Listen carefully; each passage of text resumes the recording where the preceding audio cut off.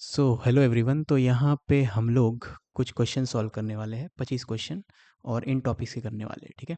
तो पहले तो आप खुद से डिस्क्रिप्शन में जाओ और एक पीडीएफ होगा, उसको डाउनलोड करो, उनमें वो 25 क्वेश्चन मिलेंगे और खुद से ट्राई करो। उसके बाद ये वीडियो को देखना। और आप साथ में ही करना चाहते हैं तो हर क्वेश्चन के सोल्यूशन से पहले पॉज कर लो, खुद से ट्राई करो, 5-10 मिनट नहीं बने फिर सोल्यूशन देखो। ठीक है। ओके। अब टॉपिक्स कौन कौन से हैं जिस पे हम लोग क्वेश्चंस करने वाले हैं? थर्मल फिजिक्स मतलब थर्मोडायनेमिक्स, केटीजी, कैलोरीमेट्री, उससे रिलेटेड। सॉलिड्स मतलब यंग्स मॉडुलस, स्ट्रेस स्ट्रेन, वो वाला चैप्टर। और फ्लूइड मतलब Pascal's law, Bernoulli's equation of continuity, फिर विस्कोसिटी, वो वाले चैप्टर्स। ठीक है। Surface tension and so on, है ना। तो mechanical properties of solids, mechanical properties of fluids, और फ्लूइड जो नॉर्मली होता है ना, फ्लूइड मैकेनिक्स वो, और थर्मल हीट से रिलेटेड जितने भी चैप्टर्स है। ठीक है। तो चलो स्टार्ट करते हैं। तो एक बार जस्ट मैं चेक कर लेता हूँ सब रिकॉर्डिंग वगैरह सही है कि नहीं, क्योंकि मैं बहुत दिनों बाद, शायद 2 साल बाद रिकॉर्डिंग कर रहा हूँ। हाँ ठीक है। तो चलो स्टार्ट करते हैं। तो पहला क्वेश्चन है, the average degree of freedom per molecule of a gas is 6। Okay. It performs 25 joule of work when it expands against constant pressure. तो हीट एब्जॉर्ब्ड क्या है? ठीक है। तो हीट के बारे में पूछा गया है। तो आपको पहले, सबसे पहले चलो हीट का एक्सप्रेशन निकालते हैं। तो कांस्टेंट प्रेशर बोल दिया क्वेश्चन में। तो कांस्टेंट प्रेशर के लिए हीट क्या होता है? N C P delta T. ठीक है। इसका वैल्यू निकालना है। प्रॉब्लम क्या है, हमें एन भी नहीं पता, डेल्टा टी भी नहीं पता। चलो एक काम करते हैं, डेल्टा यू निकालते हैं। डेल्टा यू क्या होता है? किसी भी टाइप के प्रोसेस के लिए N C V delta T. और अगर इन दोनों को सब्ट्रैक्ट करेंगे तो हमें डब्लू मिल जाता है। डब्लू क्या होता है? और डब्लू दिया हुआ है क्वेश्चन में। आप तो सोच रहे होंगे क्यों सब्ट्रैक्ट कर रहे हैं, क्योंकि डब्लू दिया हुआ है क्वेश्चन में। ठीक है। तो इन दोनों को सब्ट्रैक्ट करेंगे तो N C P minus C V into delta T. ठीक है। अब इस इक्वेशन और इक्वेशन को डिवाइड कर देते हैं ताकि एन और डेल्टा टी कैंसिल हो जाए। तो आपको मिलेगा C P by C P minus C V. अब इफ़ एनी हाउ हमें सी पी और सी वी पता चल जाए, डब्लू तो पता है, क्वेश्चन में दिया हुआ है 25, तो क्यों निकल जाएगा। ठीक है। ये पता करने के लिए ये तीनों पता होना चाहिए, क्वेश्चन में दिया हुआ, इसका वैल्यू हम लोग निकालेंगे। अभी तक हम लोगों ने डिग्री ऑफ फ्रीडम वाला इन्फॉर्मेशन यूज़ नहीं किया है। डिग्री ऑफ फ्रीडम आपको बोला है 6। अब सी वी क्या होता है? सी वी होता है एफ आर बाय 2, यानी 6/2 यानी 3R। और सी पी होता है सी वी प्लस आर, यानी 4R। ठीक है। तो सी पी और सी वी के वैल्यू 4R और 3R। पुट कर दो, आर कैंसिल, तो ये 4, यानी heat is 4 times W. W 25 दिया हुआ है तो ये हो जाएगा 100 जूल। तो ये आपका फर्स्ट क्वेश्चन। ठीक है। सेकेंड क्वेश्चन में, a thermodynamic process is shown in the figure, the pressure and the volumes at different point. ठीक है। एक प्रोसेस दे दिया गया, एक क्या, 3 प्रोसेस दिखाया गया है ए से सी जाने का, ए बी सी, ए सी और ए डी सी। ठीक है। अलग अलग पॉइंट्स का प्रेशर वॉल्यूम दे दिया गया है। आपको बोला कि ए बी वाले प्रोसेस में 600 जूल हीट एब्जॉर्ब किया सिस्टम, और बी से सी वाले पार्ट में 200 जूल एब्जॉर्ब किया। ठीक है। तो the change in internal energy of the system in the process A C. ठीक है। ए सी सी के लिए पूछा है, तो एक काम करते हैं, हम लोग ए बी सी वाला प्रोसेस देखते हैं पहले। ठीक है। तो ए बी सी वाले प्रोसेस के लिए मैं ये वाला इक्वेशन लगाना चाहता हूँ, delta U equal to Q minus W, है ना। अब ए से बी और बी से सी का इंडिविजुअली हीट का वैल्यू दिया हुआ है। हीट एडेड है मतलब पॉजिटिव में होगा, तो ए से बी में +600 क्यू की वैल्यू और बी से सी में +200, तो टोटल हीट हो जाएगा 600 और 200 मतलब 800।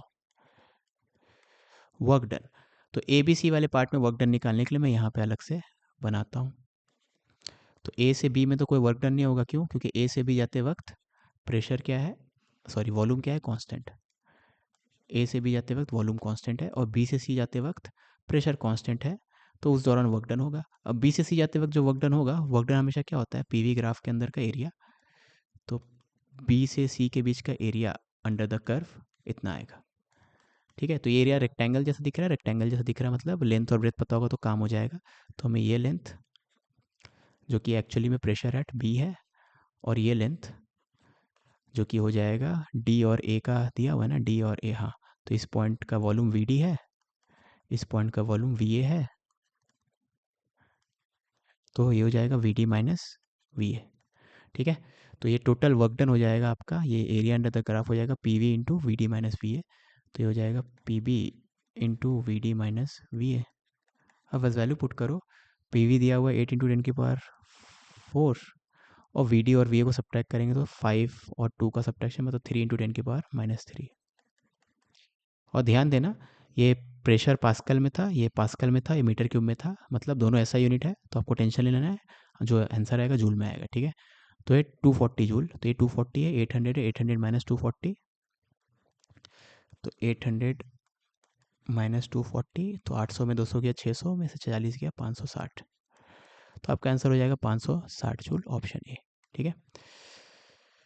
थर्ड में 1 mole of an ideal gas at pressure P not and temperature T not is expanded isothermally, तो आइसोथर्मल एक्सपेंशन है मतलब पीवी कांस्टेंट रहेगा। ठीक है। प्रेशर इंटू वॉल्यूम कांस्टेंट रहेगा, और वॉल्यूम को डबल कर दिए, वॉल्यूम को डबल कर दिए मतलब प्रेशर आधा हो गया होगा, है ना। पीवी इक्वल टू एन सोचो, पीवी इक्वल टू एन से सोचो, एन तो कांस्टेंट ही रहेगा क्योंकि लीकेज नहीं हो रहा है, गैस ऐड नहीं हो रहा है, गैस से कुछ मॉलिक्यूल्स बाहर नहीं निकल रहे, कुछ अंदर नहीं आ रहे, मतलब एन कांस्टेंट। ठीक है, कुछ नहीं बोला जाएगा तो यूजुअली वही मानना है, आर तो कांस्टेंट ही रहता है, और टेम्परेचर कांस्टेंट बोल दिया गया फर्स्ट पार्ट में, तो ये पूरा कांस्टेंट। अगर आप वॉल्यूम को डबल करेंगे तो प्रेशर आधा हो जाएगा। ठीक है। तो अगर आप इस चीज़ को पीटी ग्राफ में दिखाओ, कोई भी ग्राफ बना दो, मैं पीटी ग्राफ बना रहा हूँ, आपको पीवी बनाना है तो पीवी बनाओ, अभी के लिए तो मैं पीटी से स्टार्ट कर रहा हूँ, उससे कोई ऑप्शन मैच नहीं करेगा तो फिर बाकी ऑप्शन ट्राई करेंगे।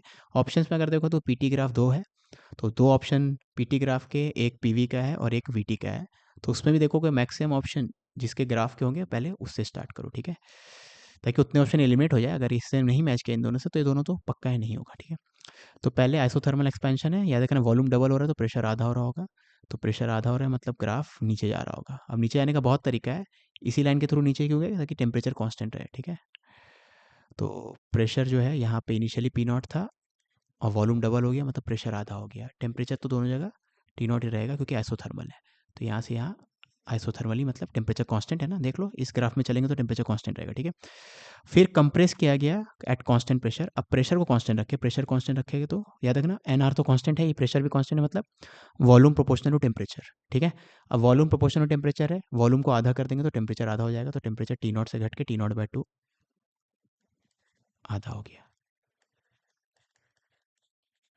ठीक है, ओके, अब इतने में ही आपको पता चल गया कि कौन सा ऑप्शन करेक्ट होगा, सी, क्योंकि ये वाला पोर्शन पीटी वाला ग्राफ यहाँ से मैच कर रहा है। अब थोड़ा और एग्जैक्ट होना है तो ये भी पता कर लेते हैं, और श्योर होना है तो। ठीक है, क्योंकि सभी ग्राफ तो पीटी वाले नहीं है ना।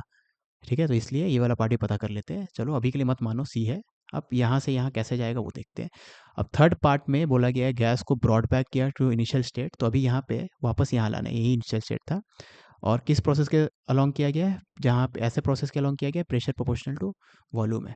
तो अगर प्रेशर प्रोपोर्शनल टू वॉल्यूम है तो पीवी वाले चीज़ को आप लिख सकते हो प्रेशर प्रोपोर्शनल टू वॉल्यूम है तो पी स्क्वायर, क्योंकि वॉल्यूम के बदले आप जैसे 3 into P, 4 into P, 4.5 into P, वैसा कुछ लिखोगे। ठीक है, तो पीवी का प्रोडक्ट पी स्क्वायर, कांस्टेंट आ जाएगा लेकिन मैं प्रोपोर्शनली लिख रहा हूँ, और एनआर तो कांस्टेंट रहेगा ही, तो पी स्क्वायर बेसिकली इसके प्रोपोर्शनल है, मतलब P proportional to delta T. तो P versus T graph, P proportionality मतलब Y proportional to delta X वाला ग्राफ चाहिए। ठीक है, अब इसका ग्राफ मैं यहाँ पे बना के दिखा देता हूँ, Y proportional to root X का ग्राफ ऐसा आता है। ठीक है, तो ऐसा टाइप का ग्राफ आएगा, तो हमें तो बस यहाँ से यहाँ का चाहिए, तो ऐसा कुछ, तो ये आपका ग्राफ है, देखो किससे मैच कर रहा है, सी से मैच कर रहा है। ठीक है,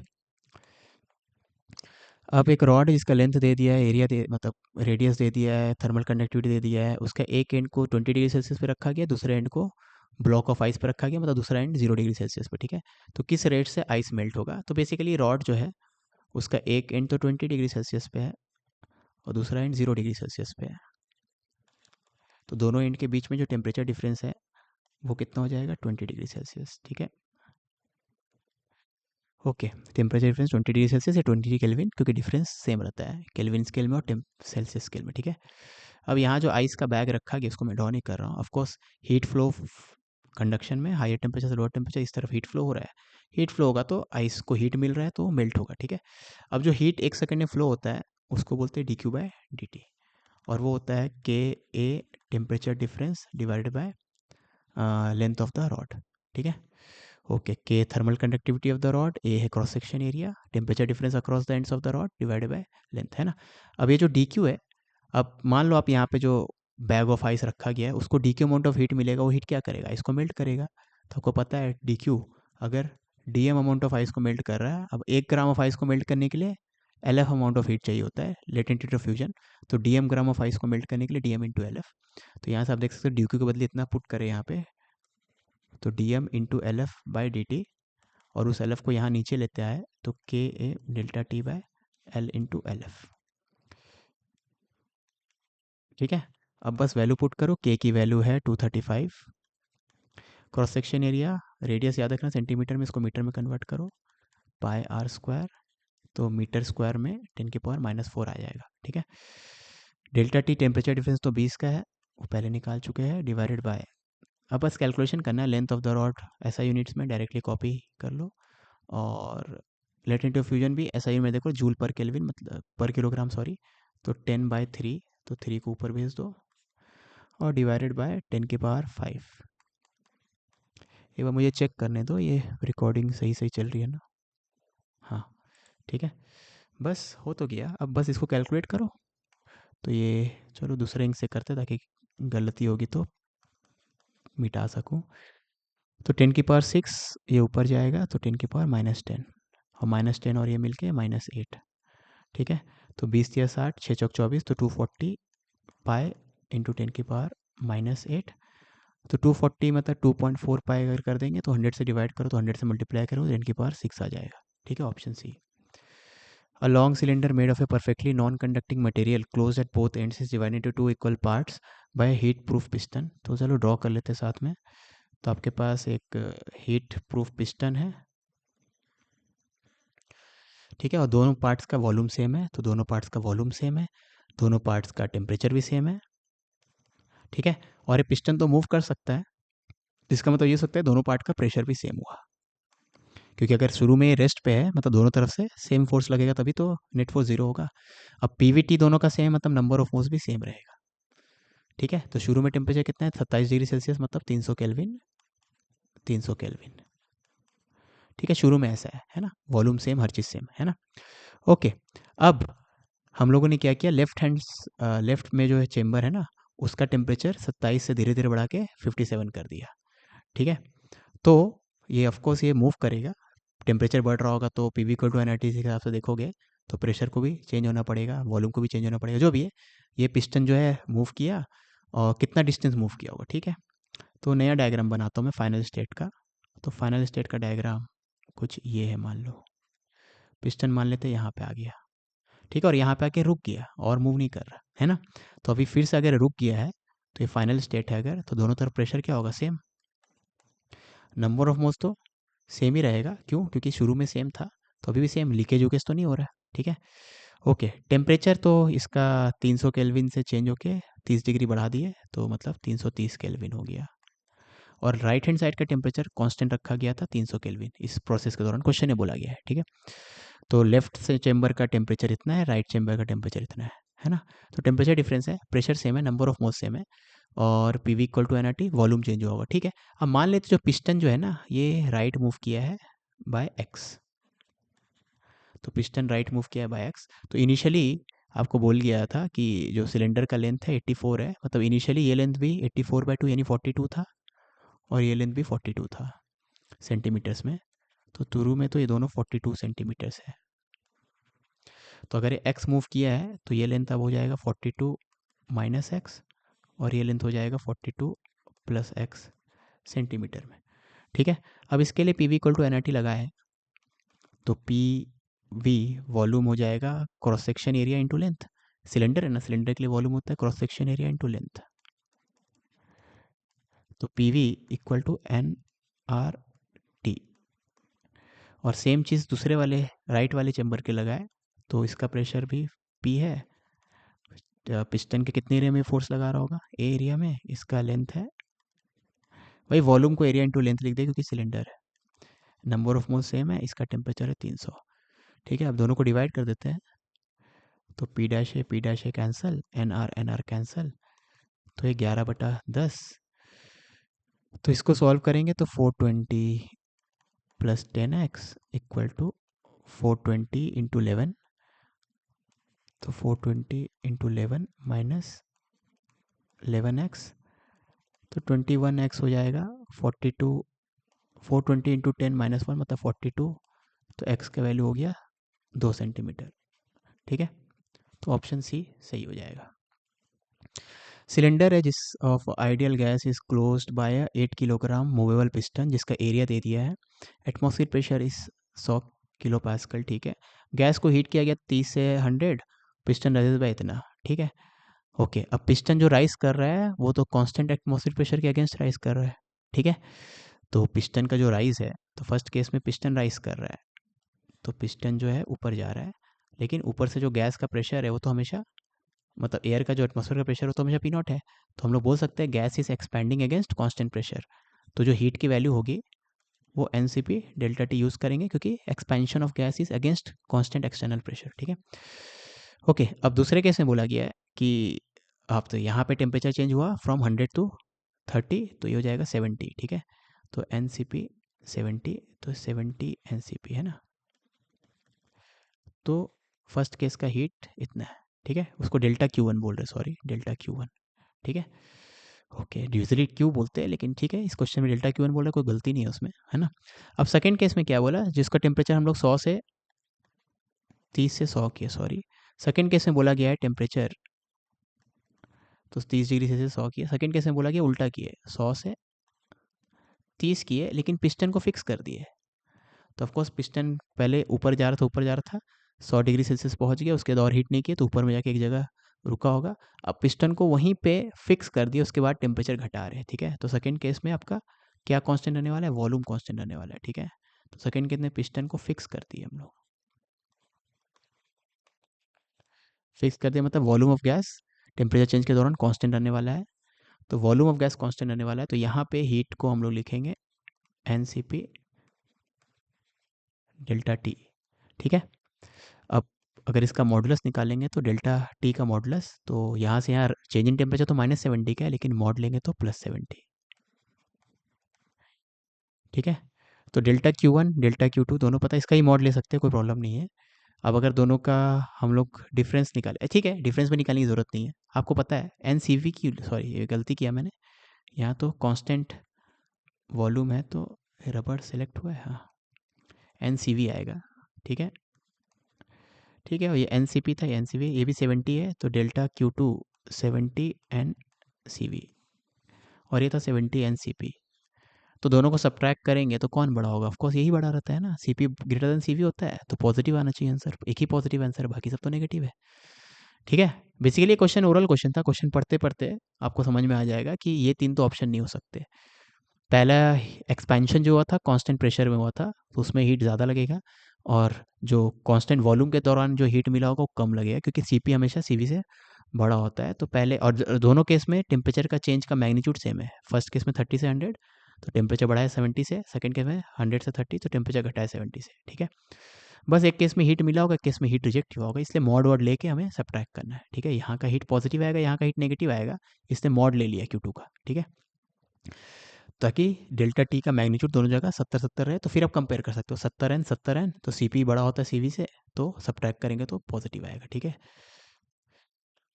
When an ideal gas is taken from state A to state B along the path ACB, 84 kilojoule of heat flows into the gas and the gas does इतना, ठीक है। फ्लोज इनटू द गैस मतलब heat तो positive लेते हैं हम लोग, Q का वैल्यू अगर गैस को मिलता है क्यू तो पॉजिटिव लेते हैं, ठीक है।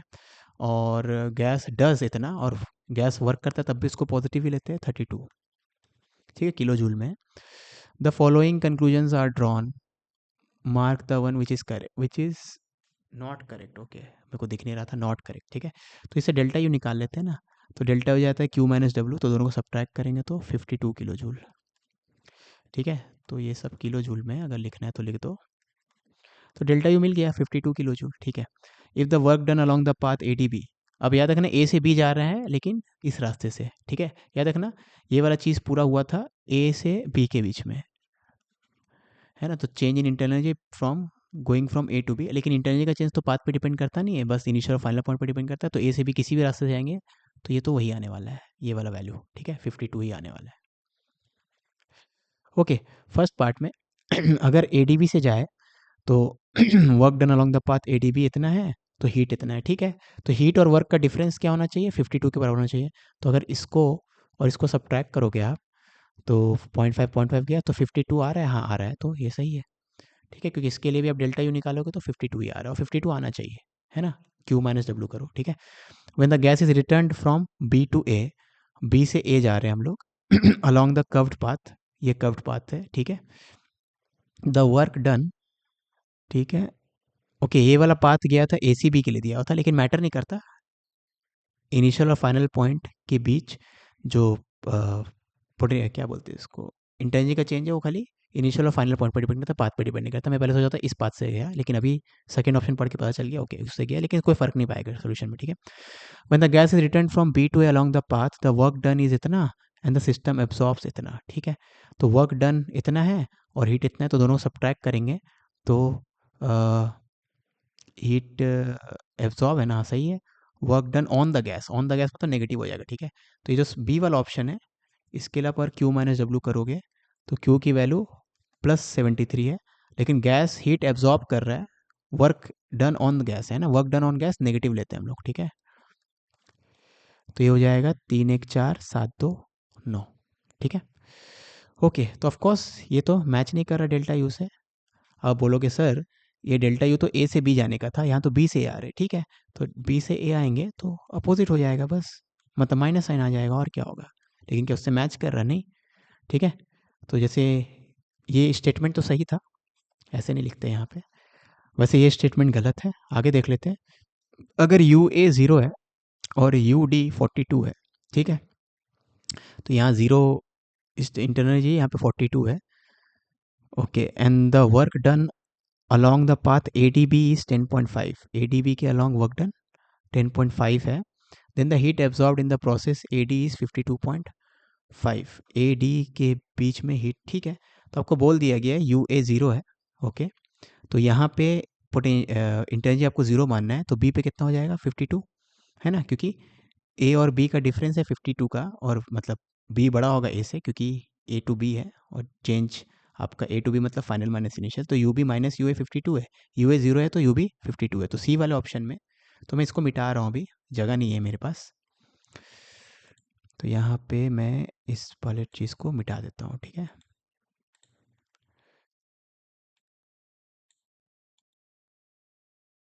ओके, यहाँ भी कर सकते थे, तो ऑप्शन सी है, ऑप्शन सी की बात कर रहा हूँ मैं। तो सी में यू ए 0 है, तो यू बी आपको पता है, you B minus U A तो 52 है, तो यू ए 0 लेंगे तो यू बी 52 हो गया, ठीक है। और यू डी बोल दिया 42, यू डी बोल दिया 42, ठीक है। तो डी से बी के बीच में आप देख सकते हो, डी से बी के बीच में डेल्टा यू आपका 10 का है ना, तो यहाँ से यहाँ 10 का है, कोई बात नहीं, ठीक है। अब if the work done along the path A D B, तो ए डी बी के दौरान वर्क डन आपको बोल दिया है, कहाँ गया, हाँ 10.5 है। अब ए डी बी में वर्क डन तो बस ए डी वाले पार्ट में होगा, क्योंकि वॉल्यूम चेंज बस ए डी वाले पार्ट में हो रहा है, डी वी वाले पार्ट में देख सकते हो वॉल्यूम क्या है, कांस्टेंट है, ठीक है।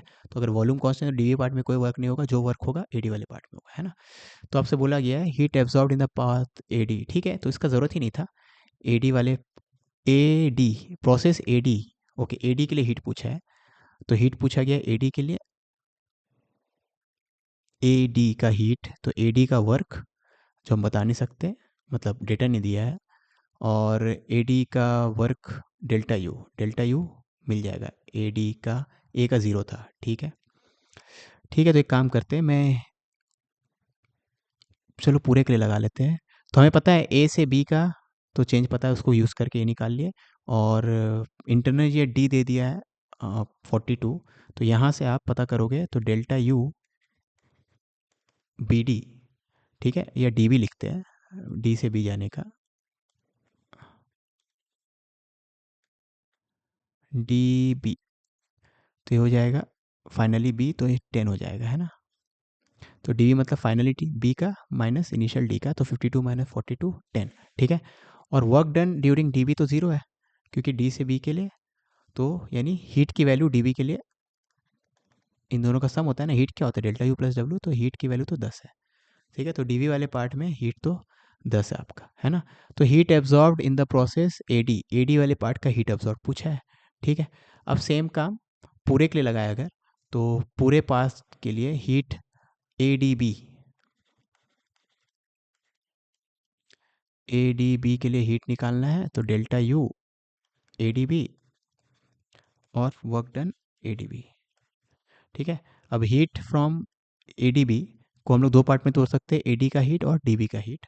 तो ए डी का हीट हमें, ए डी का हीट हमें निकालना है ना, हीट एब्जॉर्ब्ड, हाँ ए डी का हीट हमें निकालना है, और हीट ए से डी का तो निकालना है, डी से बी का हीट हमें मिल गया 10। ठीक है, change in internal energy during A D B के दौरान इंटरनल एनर्जी का चेंज वो तो हमें पता है 52 होगा।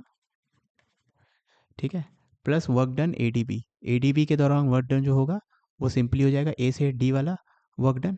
ठीक है, और ए से डी वाला वर्क डन आपको दे दिया है 10.5, या डायरेक्टली ए डी बी का दे दिया 10.5। ठीक है, तो यहाँ से क्यू ए डी मिल जाएगा आपको 52 में से 10 किया, अब बेसिकली कितना आ जाएगा 10.5, 52.5। ठीक है, हाँ तो ये स्टेटमेंट भी सही है। तो पहला और तीसरा तो सही है, अभी तक बस बी गलत मिला है, तो हमें गलत चुनना था, तो गलत तो बी है यहाँ पे। ठीक है, डी को देखते हैं, मतलब इतना एग्जाम में आपको मिल गया एक गलत, तो श्योर हो गलत है तो आगे बढ़ जाओ। ठीक है, मैं तो यहाँ बाकी दिखा रहा हूँ बाकी कैसे करना है। अगर यू ए 0 है, यू डी 42 है, तो यहाँ मैं डायरेक्टली लिख देता हूँ इसका यू 0, इसका यू 42 और इसका यू याद रखना 52 होगा फिर। ठीक है, heat absorb in the process D V is 10, और डी वी के दौरान 10। हाँ देखो, डी से बी जाते वक्त वर्क डन तो 0 है क्योंकि वॉल्यूम कांस्टेंट है।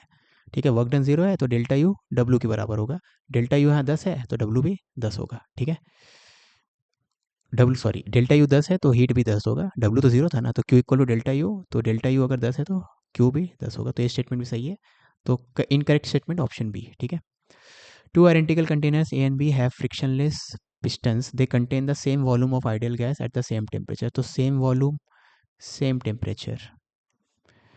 ठीक है, of an ideal gas, ion ideal gas बोला है कि मतलब आइडियल गैस भी सेम है, तो एक में हीलियम एक में ऑक्सीजन नहीं है, या तो दोनों में हीलियम या तो दोनों में ऑक्सीजन, वैसा टाइप का कुछ। The mass of gas in A is M A and mass of gas in B is M B. ठीक है, the gas in each cylinder is now allowed to expand isothermally to double the initial volume. ठीक है, volume को double कर रहे isothermally. ठीक है, तो मतलब टेम्परेचर कांस्टेंट रखें, वॉल्यूम डबल करें, मतलब प्रेशर आधा हो जाएगा। चेंज इन प्रेशर, ठीक है, तो प्रेशर आधा हो जाएगा, तो आपको पता है आइसोथर्मली हम लोग डबल वॉल्यूम कर रहे हैं, मतलब प्रेशर जो होगा वो आधा हो जाएगा, है ना, तो प्रेशर विल बिकम हाफ। ठीक है, तो प्रेशर आधा हो गया, है ना। Okay, the change in pressure पहले वाले के लिए इतना है, दूसरे वाले के लिए इतना है। ठीक है, अब चेंज इन प्रेशर, अगर पहले प्रेशर पी नॉट था और उससे प्रेशर आधा हो गया, है ना, तो प्रेशर का चेंज का मैग्नीट्यूड कितना है, पी नॉट बाई 2।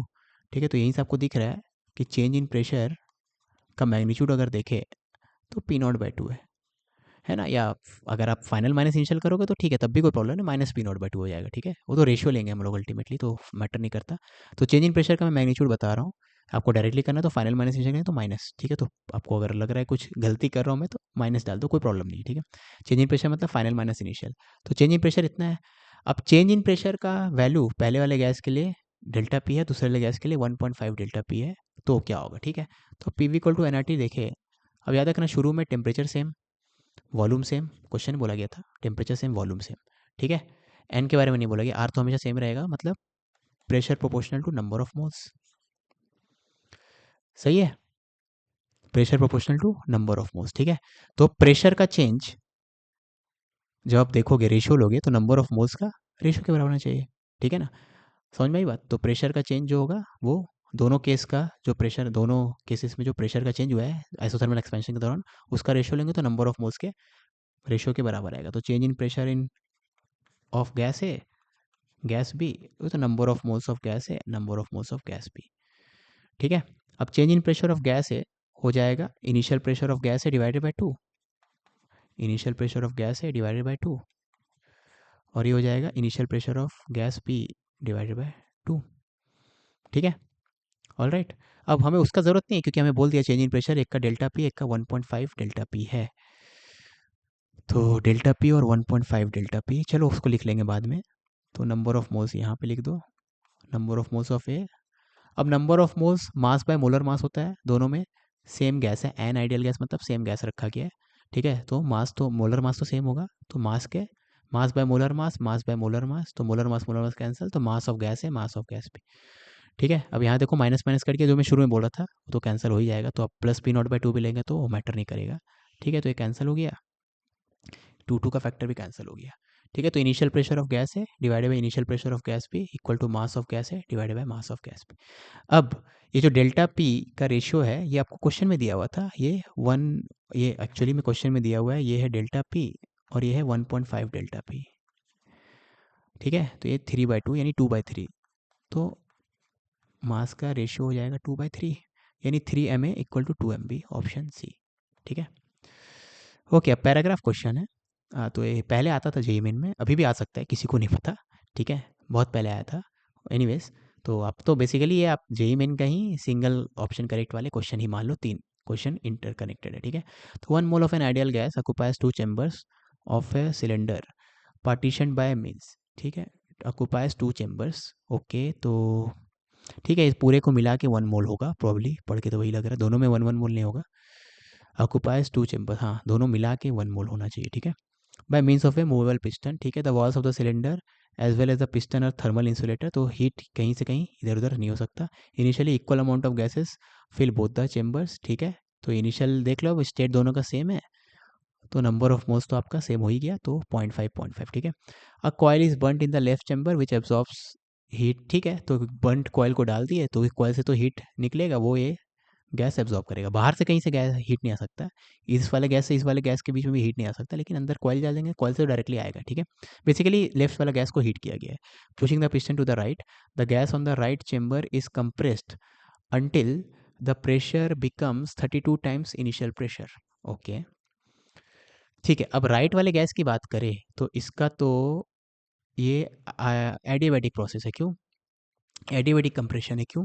क्योंकि इसको कहीं से हीट मिल नहीं सकता, ये कंटेनर का जो है ये एडियाबैटिक है, और ये जो ये है ये भी हीट प्रूफ था, है ना, चेम्बर्स ऑफ सिलेंडर। ठीक है, इंसुलेटर, थर्मल इंसुलेटर, पिस्टन भी थर्मल इंसुलेटर, ये भी। तो ये इसको जो भी कंप्रेशन हो रहा है इसको बिना हीट मिले या बिना हीट ये गिव ऑफ किए हो रहा है, मतलब टेम्परेचर इसका एडियाबैटिक प्रोसेस है इसका।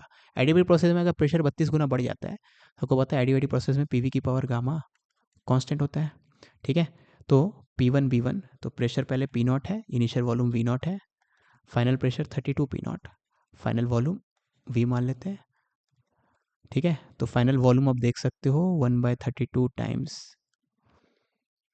क्या हो जाएगा, final volume by initial volume, तो 1/32। ठीक है, तो गामा को उधर लेते जाएंगे, तो दिस की पावर 1/गामा, है ना। अब गामा होता है मोनोटॉमिक के लिए, गामा होता है 5/3, तो 5/3 को यहाँ पुट करें तो 3/5 हो जाएगा, तो 1/32, 3/5, तो 1/5 पावर 32 का होता है 2, 2 की पावर 3 मतलब 1/8। तो आपका वॉल्यूम जो है 8 गुना घट गया, प्रेशर 32 गुना बढ़ेगा तो वॉल्यूम 8 गुना बढ़ेगा, तो final volume is 1/8 of initial volume.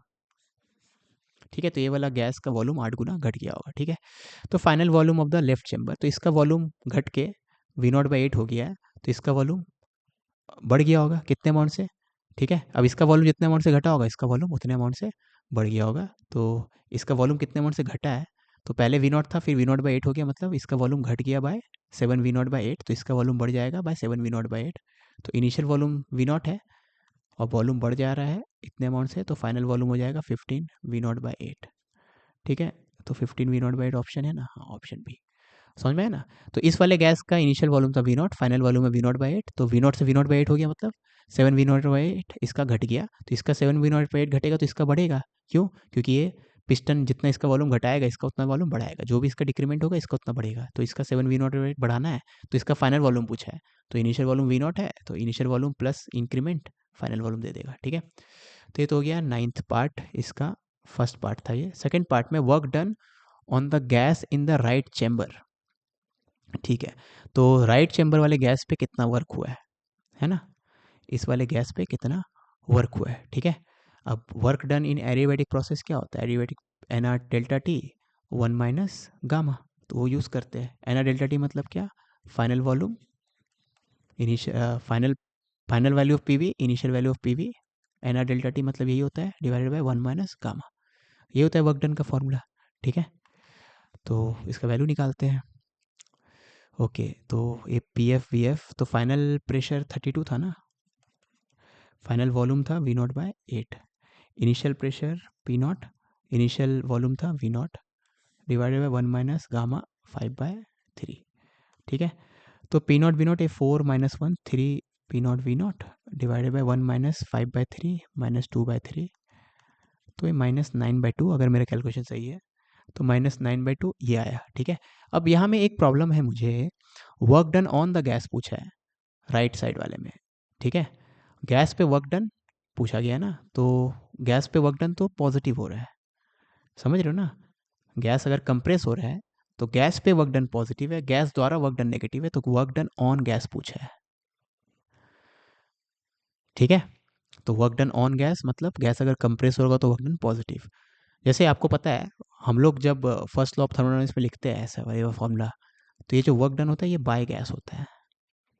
तो गैस अगर एक्सपैंड हो रहा होगा तो गैस का वर्क पॉजिटिव लेते थे, याद है। और गैस अगर कंप्रेस हो रहा होगा तो वर्क डन नेगेटिव लेंगे, क्योंकि वर्क डन बाय गैस है। लेकिन ऑन गैस के लिए उल्टा हो जाएगा, है ना। वर्क डन ऑन गैस मतलब क्या, गैस अगर कंप्रेस होगा तो वर्क डन पॉजिटिव, ठीक है। ओके, तो ये पॉजिटिव आना चाहिए, मतलब ऑप्शन ए, ठीक है। पी नॉट वी नॉट में लिखा नहीं, ये जो वर्क डन में लिखा हूँ ये वर्क डन बाय गैस है।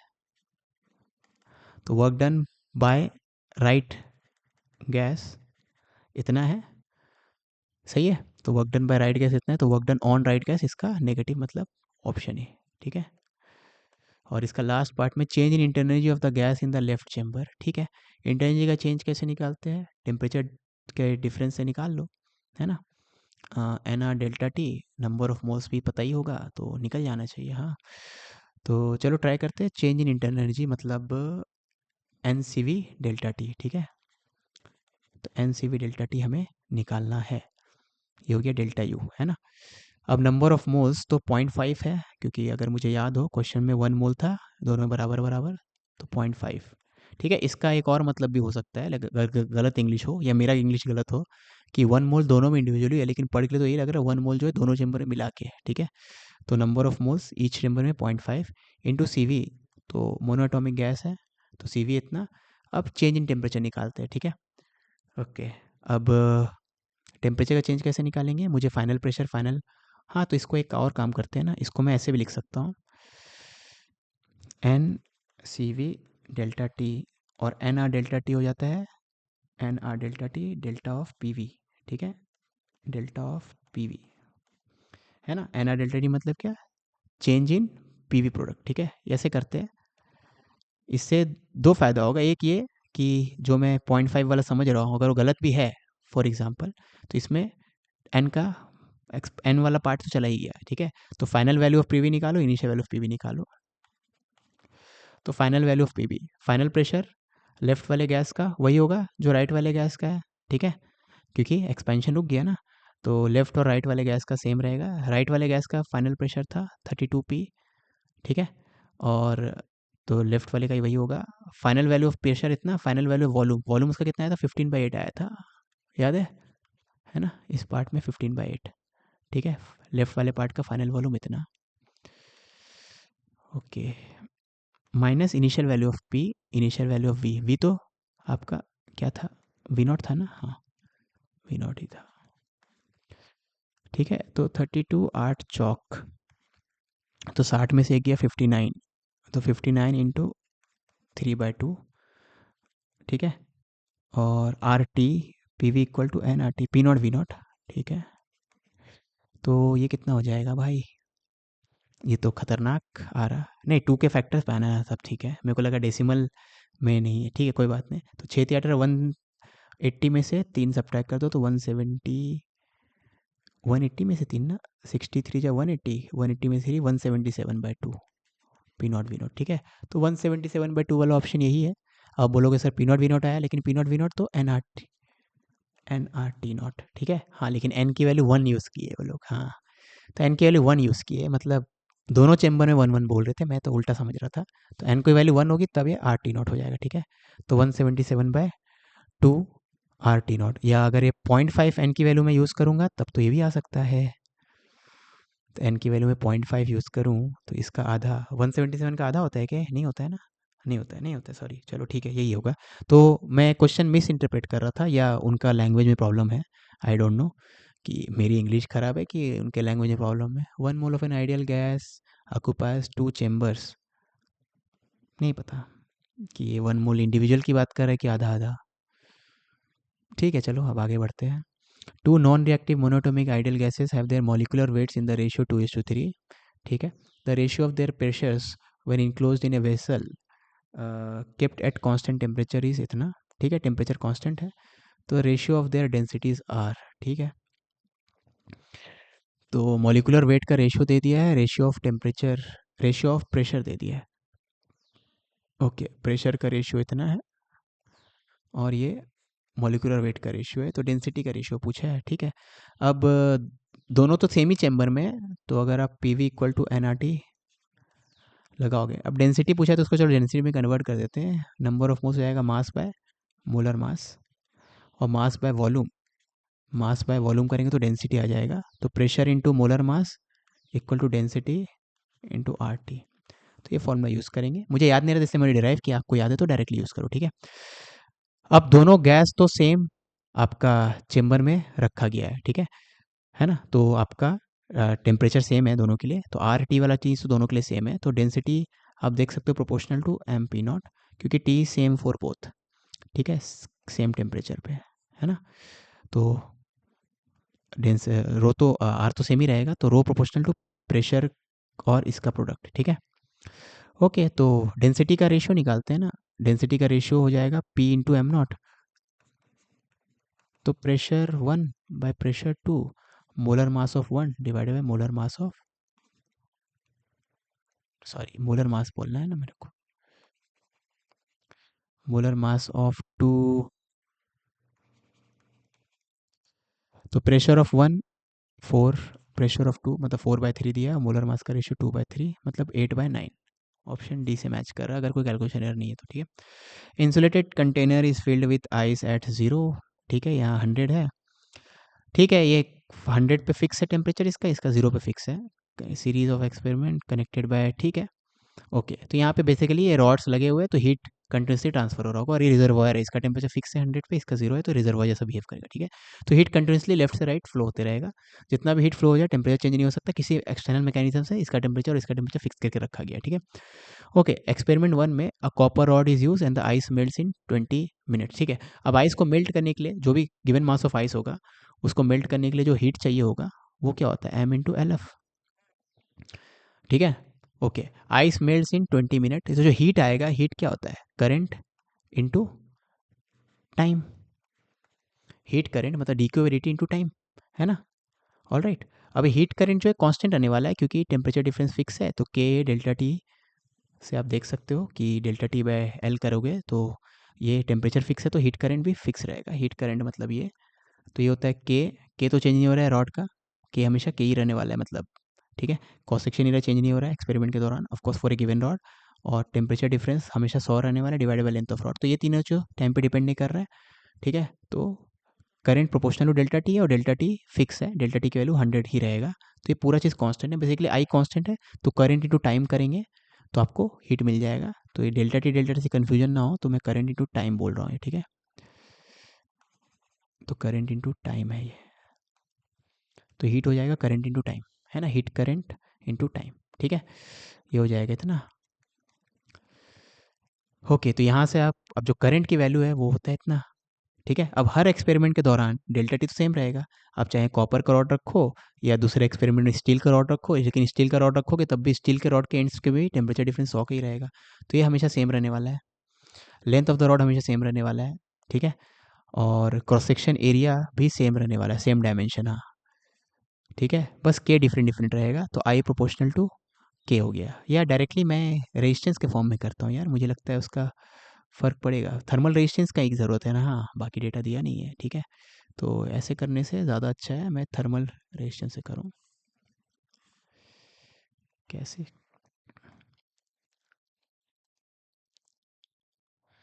रबड़ ले लो भाई।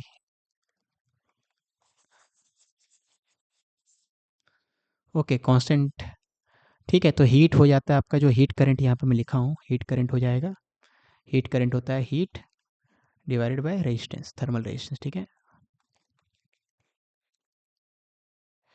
ओके, अब हीट का वैल्यू तो हर केस में एम इंटू एल एफ, क्योंकि हम लोग का एम क्या है, पूरा आइस को मेल्ट करना है, all ice melts, all ice melts. तो ऑल आइस मेल्ट मतलब whole mass of ice melt, तो हीट की वैल्यू तो हमेशा सेम है। ठीक है, तो ये हीट के बदले आप एम एल एफ लिखो।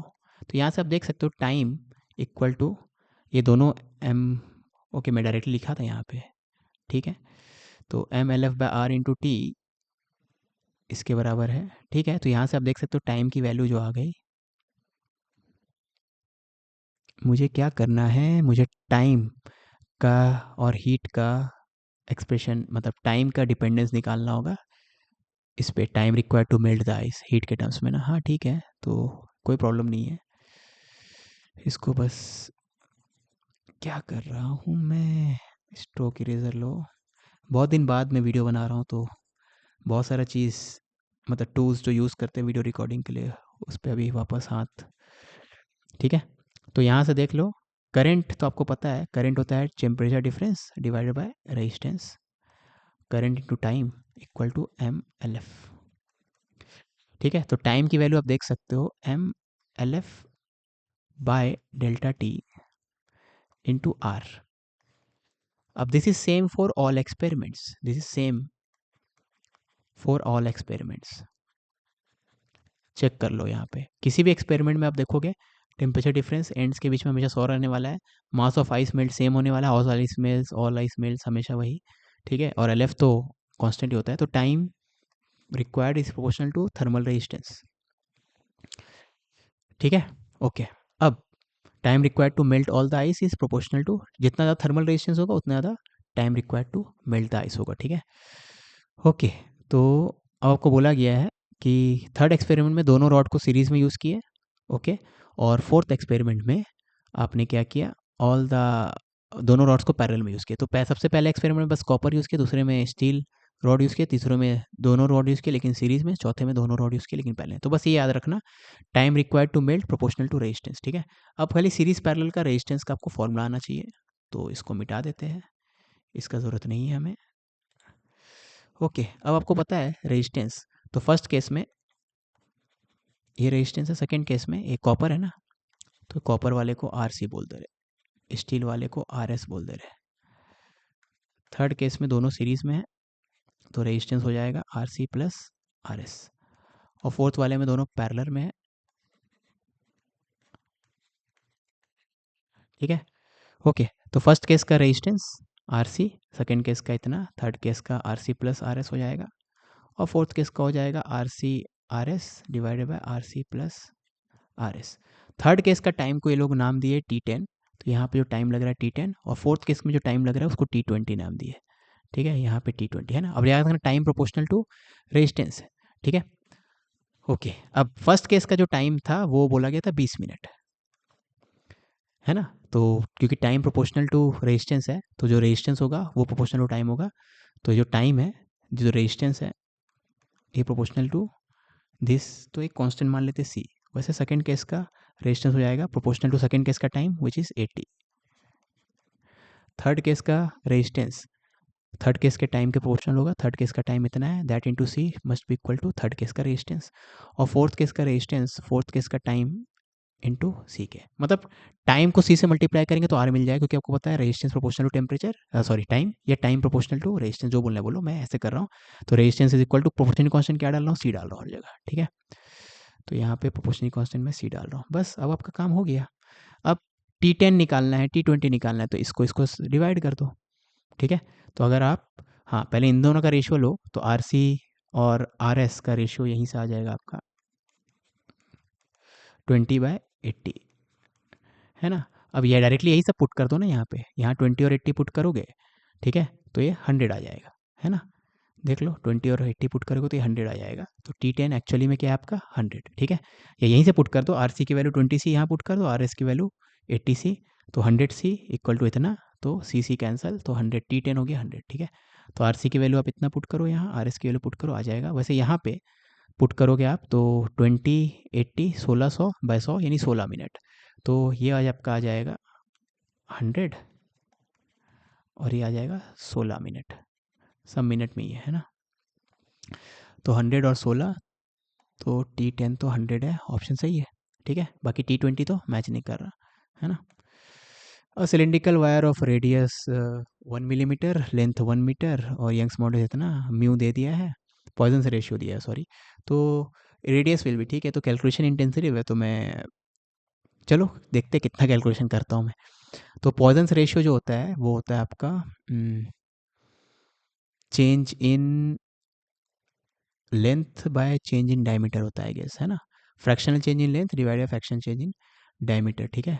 तो Poisson ratio if I remember correctly, तो fractional change in length divided by fractional change in diameter या रेडियस। तो यहाँ पे डायमीटर पूछा है कि रेडियस, रेडियस पूछा है तो रेडियस के फॉर्म में लिखते हैं और विद ए माइनस साइन, क्योंकि हम जितने भी कांस्टेंट रहते हैं यंग्स मॉडल्स बल्क मॉडल सबको पॉजिटिव रखना चाहते हैं इसलिए, ठीक है।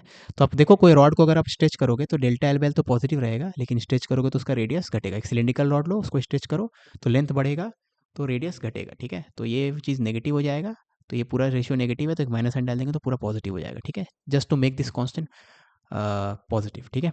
ओके, अब ये उल्टा होता होगा तो मुझे फॉर्मूला इसका याद नहीं रहता पॉइजन्स का, मोस्ट प्रॉब्ली यही रहता है, आई एम 99% श्योर एनीवेज। तो यहाँ पे बस इसको उल्टा करके फिर कैलकुलेट कर लेना, बाकी कुछ नहीं रहेगा। तो फाइनल रेडियस पूछा है, ठीक है, तो हमें डेल्टा आर निकालना है। डेल्टा आर मतलब क्या, final radius minus initial radius, तो अगर वो पता चल जाएगा तो फाइनल रेडियस पता चल जाएगा, ठीक है। तो यहीं से आप देखो डेल्टा आर की वैल्यू आपके पास है minus delta L by L into R divided by mu, सबका वैल्यू पुट करते हैं। ओके, यंग्स मॉडल्स दे दिया है ना, तो वहाँ से डेल्टा एल बाय एल मिल जाएगा हमें। अब यंग्स मॉडल्स होता है वो होता है force by area divided by delta L by L, delta L by L sorry, ठीक है। अब फोर्स दिया हुआ है आपको 100 न्यूटन, और एरिया कहाँ दिया हुआ है एरिया, ओके रेडियस दिया हुआ है, ठीक है। तो फोर्स दिया हुआ 100, ठीक है। तो यहाँ से डेल्टा एल बाय एल निकालने के लिए एफ अपॉन एफ बाय ए वाई करो, ठीक है। तो एफ बाय एरिया, तो मैं डायरेक्टली यहीं पुट कर देता हूँ, माइनस साइन आएगा तो माइनस डेल्टा आर निकाल लेते हैं। तो डेल्टा एल बाय एल हो जाएगा आपका एफ बाय ए वाई, एफ है 100, क्रॉस सेक्शन एरिया हो जाएगा पाई आर स्क्वायर, और रेडियस है 1 मिलीमीटर, मतलब 10⁻³ का स्क्वायर -6, ठीक है। तो area into Young's modulus, Young's modulus आपको दिया हुआ है 2 × 10⁻11, वो मुझे इधर उधर देखना पड़ा क्योंकि सामने कैमरा है ना, ठीक है। ऑफकोर्स कैमरा को अलग पोजीशन पर रख सकते थे, लेकिन वही इतने दिन बाद वीडियो बना रहा हूँ तो ध्यान नहीं रहा। और रेडियस, ओरिजिनल रेडियस कितना है 1 मिलीमीटर, तो आंसर मिलीमीटर में ही चाहिए तो इसको मिलीमीटर में रहने दो, ये 1 मिलीमीटर है ना, मैं दिखाने के लिए बाकी सबको ऐसा यूनिट में लिख रहा हूँ, बस तो टेंशन मत लेना। डिवाइडेड बाय म्यू, अब ये तो डायमेंशनलेस कांस्टेंट होगा पाई इंटू 10, ठीक है। ओके, अब यहाँ से ये जो भी कैलकुलेशन आएगा आप कैलकुलेशन कर लो, याद रखना है माइनस ऑफ डेल्टा आ रहा है मतलब initial radius minus final radius, ठीक है। इनिशियल रेडियस आपको दे दिया है 1 मिलीमीटर, ये पता है आपको, तो फाइनल रेडियस मिल जाएगा। अब ये जो मैंने किया है ये तब सही होगा जब मैंने म्यू का वैल्यू ऐसा लिखा होगा, वो एनसीईआरटी में शायद है, नहीं पता एनसीईआरटी में है कि नहीं है, प्रॉब्ली नहीं है। तो पॉइजन रेशियो एनसीईआरटी में तो नहीं है, तो इसका उल्टा भी हो सकता है, ठीक है, वो आप चेक कर लेना। ऐसा होता है कि इसका रिवर्स होता है, ठीक है, मैंने रेशियो उल्टा तो नहीं लिख दिया, ठीक है। तो चलो आगे बढ़ते हैं, इससे आपका फाइनल रेडियस मिल जाएगा। 2 moles of an ideal helium gas are in a rubber balloon at 30°C. The balloon is fully expendable and can be assume to require no energy in its expansion, ठीक है। तो balloon का जो rubber वाला part है ना, वो rubber वाले पार्ट को आप स्ट्रेच करोगे तो एनर्जी लगता है ना, तो यहाँ पे मान लेना है कि रबर वाले पार्ट को स्ट्रेच करने में कोई एनर्जी नहीं लग रहा, जो भी एनर्जी लग रहा है गैस को एक्सपैंड करने में लग रहा है, ठीक है। The temperature of the gas is slowly change to 35, तो 30-35 होगा। The amount of heat required in raising the temperature is nearly, ठीक है। तो बैलून जो एक्सपैंड हो रहा होगा वो तो अगेंस्ट एटमॉस्फेयर प्रेशर एक्सपैंड हो रहा होगा, ठीक है। तो हमें पूछा गया है अमाउंट ऑफ हीट रिक्वायर्ड, ठीक है। तो हमें और कुछ नहीं दिया गया, खाली डेल्टा टी दिया गया है, हाँ तो वैसे ही करते हैं। हीट हो जाएगा कांस्टेंट प्रेशर वाला एक्सपेंशन है N C P delta T, ठीक है। तो एन की वैल्यू 2 मोल्स, हीलियम गैस है तो सी पी हो जाएगा आपका 5R/2, ठीक है। मोनोटोमिक गैस के लिए सी पी इतना, और चेंज इन टेम्परेचर है 5, ठीक है। तो 25 आर, और आर होता है दिया हुआ है ना 8.3 सही है, 25 से 200 200 के आसपास होना चाहिए, तो ऑप्शन डी ठीक है। A large open tank has two holes in the wall. One is a square hole of length L at a depth y from the top.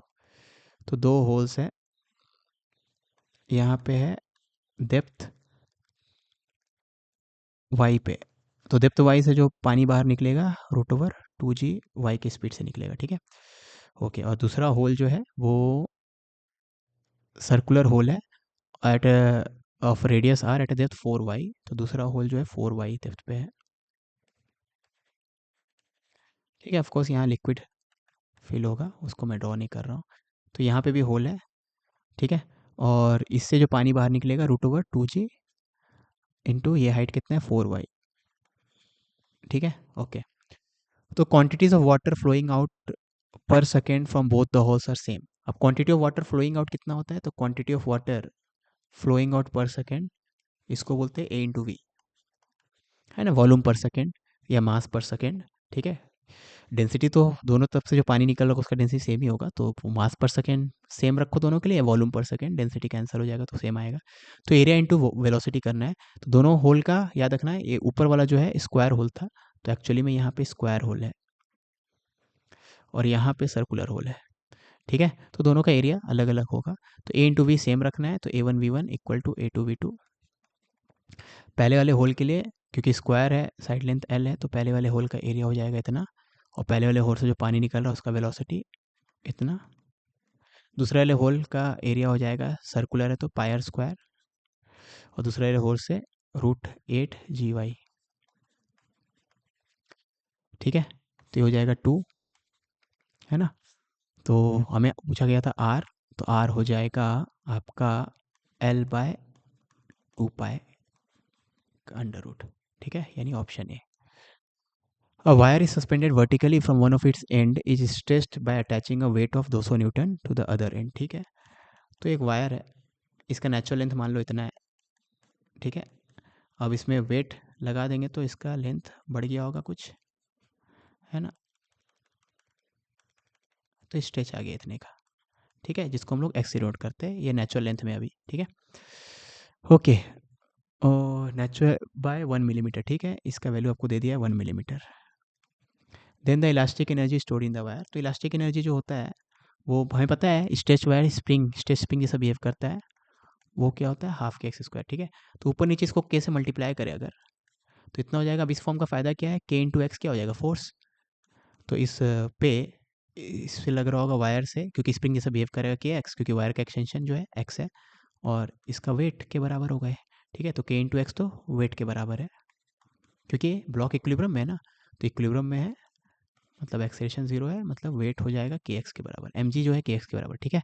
और वेट डायरेक्टली दिया हुआ था क्वेश्चन में 200 न्यूटन, तो 200 का square divided by 2 into के, है ना। और सॉरी, मुझे के नहीं रखना चाहिए था, मुझे एक्स लाना चाहिए था, है ना, क्योंकि के दिया हुआ नहीं है। हाँ, कोई बात नहीं, तो मुझे शुरू से दिखाया था मैं, ठीक है। ½ के x² यू होता है, तो मैं ऊपर नीचे एक्स से मल्टीप्लाई करूँगा, ठीक है।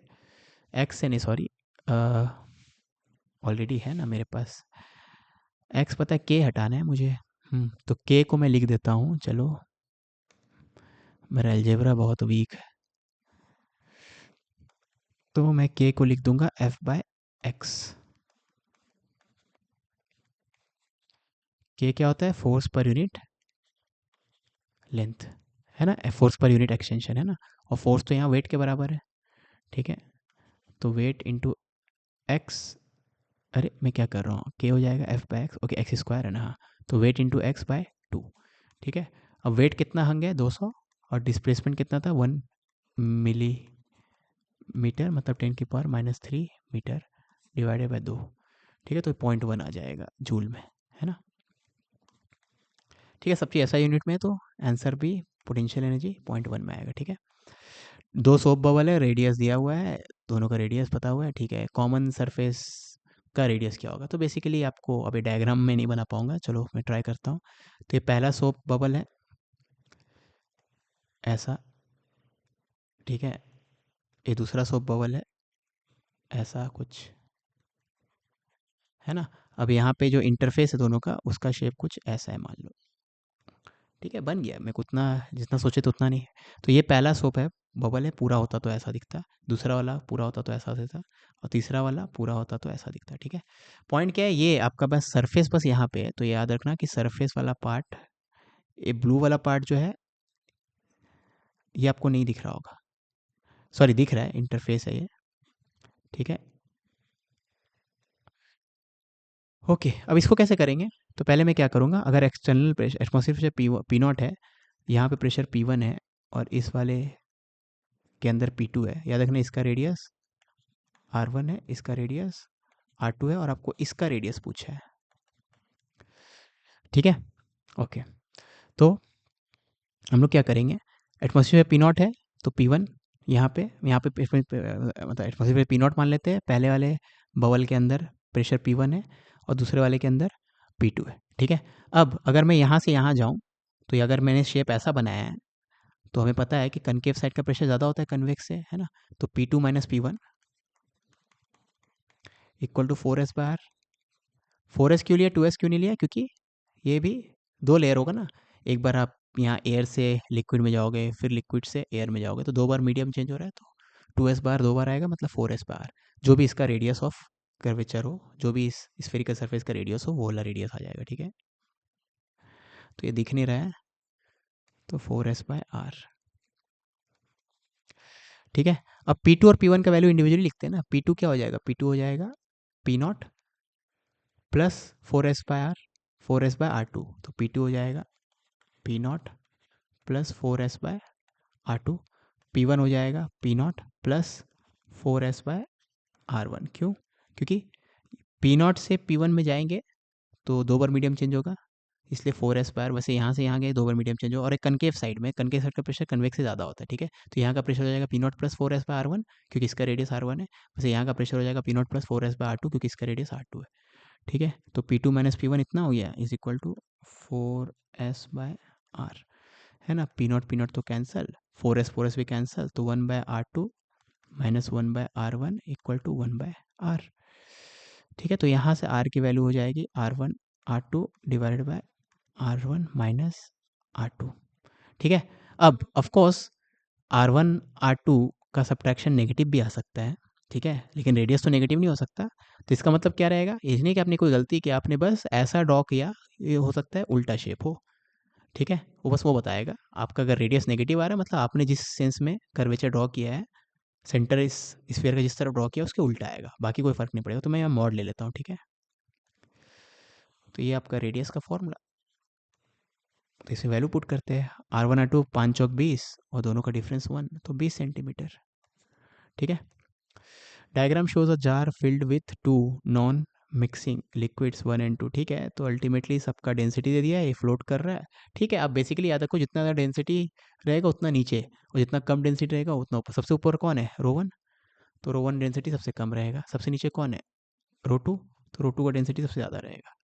ये सबसे कम, ये सबसे ज़्यादा, और बीच में कौन है, रो3, तो रो3 बीच में रहेगा। तो 1 3 2, 1 3 2, 1 3 2, ऑप्शन बी।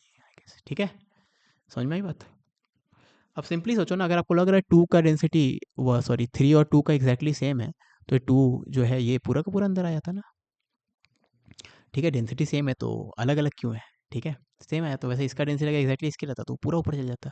द फैक्ट कि इसका कुछ वॉल्यूम इसके अंदर है, कुछ वॉल्यूम इसके अंदर है, मतलब इसका डेंसिटी इन दोनों के बीच में कहीं पे होगा। ठीक है, and most of an ideal gas undergoes this process A to B as shown in the figure। the maximum temperature during this process क्या होगा? ठीक है, तो ये 2 1 ठीक है, ए से बी जाना है, तो मैक्सिमम टेम्परेचर, तो मैं थॉट प्रोसेस बता देता हूँ आपको। ए से बी के बीच में जो कर्व है वो तो स्ट्रेट लाइन है, तो उसका इक्वेशन लिख लो पहले। ठीक है, तो इसको मैं y minus y1 equal to M into X minus x1, तो y एक्सिस में क्या है p, तो p माइनस इस पॉइंट का प्रेशर, इसको मैं इसी पॉइंट का प्रेशर और वॉल्यूम लेके मैं काम करूँगा, आपको इस पॉइंट का लेना तो ले लो। तो y माइनस y1, इस पॉइंट का y कितना है, 2p0 is equal to slope. अब इसका स्लोप कितना होगा, स्लोप हो जाता है नेगेटिव होगा, क्योंकि लाइन नीचे जा रहा है, और दिस बाय दिस कर दो, ये भी P0 है, ये भी P0 है, V0 है सॉरी। तो slope into X minus x not, x में क्या है V, minus x1, sorry x minus x1, और पॉइंट ए का आपने p1 लिया था तो पॉइंट ए का ही v1 मिलोगे, ये कितना है v नॉट। तो इस स्ट्रेट लाइन का इक्वेशन आपको मिल गया, ठीक है। प्रेशर और वॉल्यूम का relation along the straight line मिल गया। याद रखना पी नॉट वी नॉट तो कांस्टेंट है, बस ये y है, ये x है, यही दोनों वेरिएबल है, ठीक है। अब प्रेशर वर्सेस वॉल्यूम का रिलेशन मिल गया है, आपको चाहिए मैक्सिमम टेम्परेचर, है ना। तो आपको टेम्परेचर यहाँ लाना पड़ेगा। अब उसके लिए क्या है, आइडियल गैस है तो उसको यूज़ करते हैं। आइडियल गैस मतलब P V equal to N R T. तो टेम्परेचर लाते हैं, ठीक है। टेम्परेचर कैसे लाएंगे, P V equal to N R T है तो दोनों तरफ वी से मल्टीप्लाई कर देते हैं, ठीक है। तो इधर भी वी से मल्टीप्लाई करो, इधर भी वी से मल्टीप्लाई करो। तो अगर मैं लेफ्ट हैंड साइड को वी से मल्टीप्लाई करूँ तो राइट हैंड साइड को वी से मल्टीप्लाई करना होगा, ठीक है। तो ये हो गया पी वी वाला पार्ट जो हो जाएगा वो हो जाएगा एन आर टी, ठीक है। तो इसको प्रोडक्ट को ओपन करेंगे तो ये हो जाएगा एन आर टी, पी वाला पार्ट एन आर टी, और फिर हो जाएगा ये -2 पी नॉट वी, ठीक है। और इस तरफ हो जाएगा, इस पूरे को एक्सपैंड करे तो P naught V naught V minus V square, ठीक है। तो अभी आप देखोगे तो बेसिकली आपको temperature as a function of volume मिल गया। आपको लग रहा होगा सर इतना कॉम्प्लिकेटेड क्वेश्चन है, लेकिन कोई चीज़ टाइम के चेंज नहीं हो रहा है ना, except pressure and temperature and volume. इस इक्वेशन में नंबर ऑफ मोल्स टाइम के चेंज नहीं होगा, आर नहीं होगा, पी नॉट नहीं होगा, क्योंकि पी नॉट एक किसी पर्टिकुलर गिवन पॉइंट का प्रेशर है, वैसे वी नॉट किसी गिवन स्टेट का प्रेशर वॉल्यूम है, पी नॉट प्रेशर है। तो अली वी और टी यहाँ पे वेरिएबल है। तो ये एक्चुअली में आपको temperature as a function of volume दे रहा है, ठीक है। तो आप temperature as a function of volume निकालना है तो इसको उधर भेज दो, तो इसको उधर भेजना है तो प्लस साइन के साथ यहाँ डाल दो, तो ये प्लस साइन डाल दो,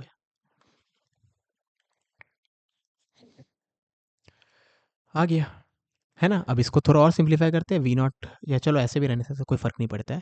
तो टेम्परेचर इसके प्रोपोर्शनल है ना। अब टेम्परेचर वॉल्यूम पे ऐसे डिपेंडेंट है, ठीक है। तो temperature as function of volume मिल गया, और तो कोई वेरिएबल है नहीं यहाँ पे। तो टेम्परेचर मैक्सिमम कब होगा, जब डिफरेंशिएशन जीरो होगा। तो मैक्सिमम टेम्परेचर कब होगा, जब टेम्परेचर का डिफरेंशिएशन जीरो, ठीक है। जब टेम्परेचर का डिफरेंस क्या हो, जीरो, और डिफरेंशिएशन क्या हो, जीरो। हाँ हाँ, ऑफकोर्स आपको प्रेशर को एलिमिनेट नहीं करना था, वॉल्यूम भी एलिमिनेट कर लेते। वॉल्यूम एलिमिनेट करते तो टेम्परेचर प्रेशर के टर्म्स मिलता, फिर से वही करते। टेम्परेचर फर्स्ट प्रेशर पे डिपेंड कर रहा है, तो उस एक्सप्रेशन का डिफरेंशिएशन कर दो और डिफरेंशिएशन को जीरो पुट कर दो, D T by D P zero, ठीक है। तो मैं मैक्सिमम के लिए D T by D V को जीरो करने वाला हूँ, तो D T by D V zero. तो लेफ्ट हैंड साइड में D T by D V आएगा, इसको जीरो कर देंगे, और राइट हैंड में इसको वी के रिस्पेक्ट में डिफरेंशिएट करना है, तो टू पी नॉट प्लस ये पूरे का प्रोडक्ट निकाल लो, तो वी नॉट कैंसल, तो plus P naught minus P naught by V naught into two V, V square का डिफरेंशिएशन टू वी, ठीक है।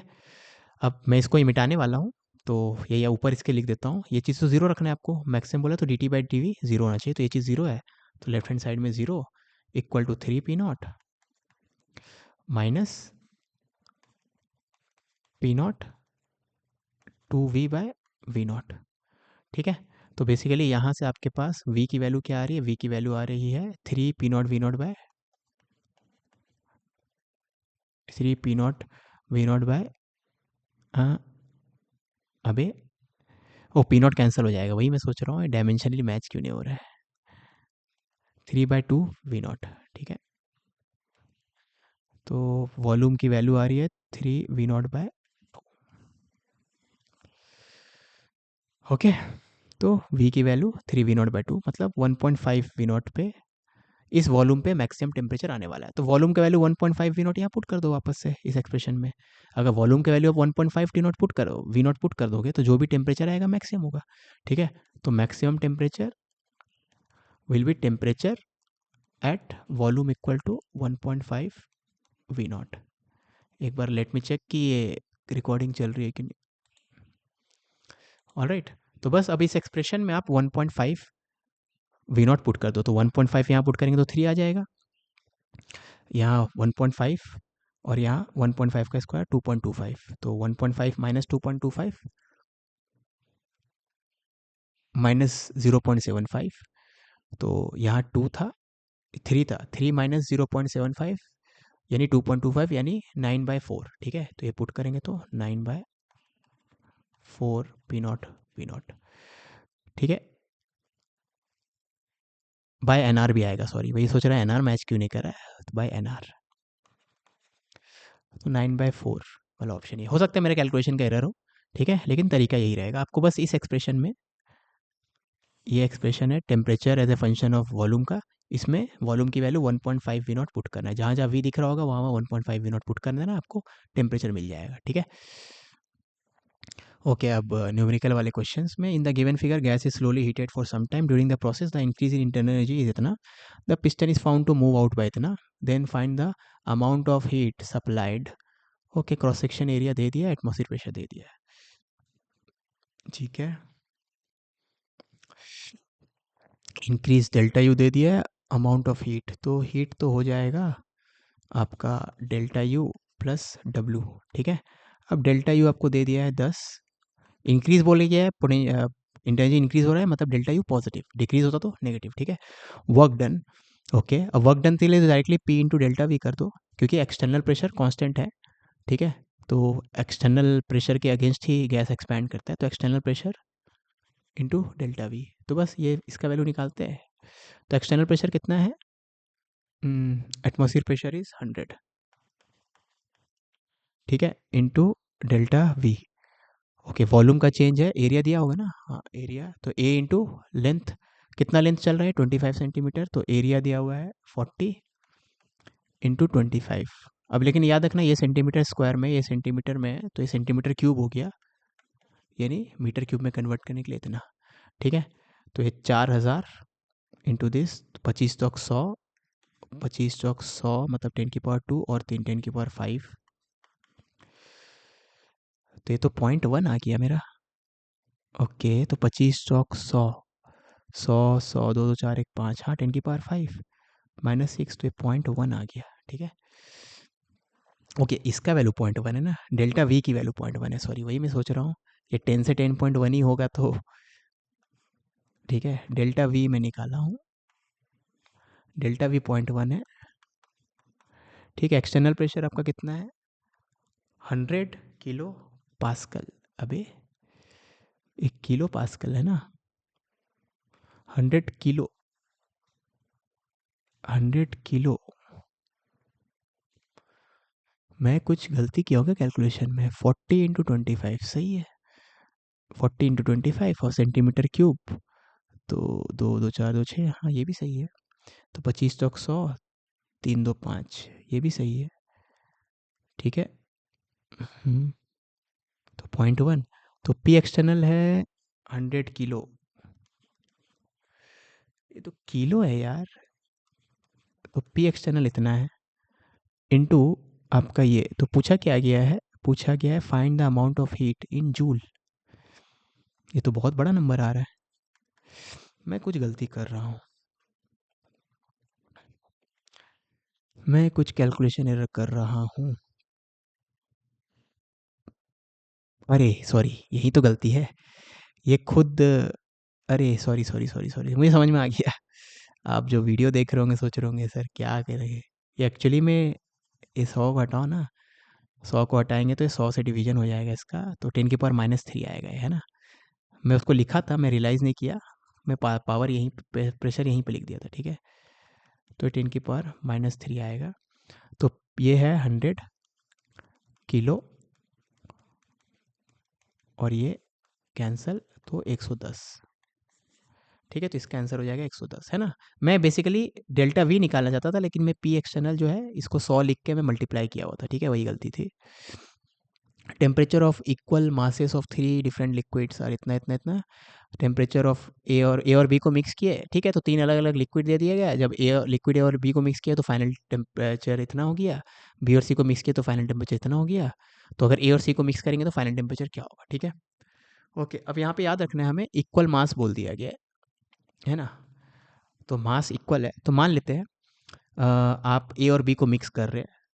ठीक है, या 1 और 2 नाम दे देते हैं। ठीक है, तो 1 और 2 को मिक्स कर रहे हैं, तो 1 का हीट हो जाएगा, फाइनल टेम्परेचर मान लेते हैं टी है, तो 1 का इतना हो जाएगा, heat lost by 1 equal to heat gained by 2। ठीक है, बेसिकली आप क्या करोगे, एक का टेम्परेचर बढ़ेगा एक का टेम्परेचर घटेगा तो इसका अगर आप बढ़ा रहे हो तो हीट गेन बोल दो, इसका घटवा रहे हो तो हीट लॉस, ठीक है ना। अगर दो चीज़ को मिक्स कर रहे हैं, एक ठंडा होगा एक गर्म होगा बेसिकली, है ना।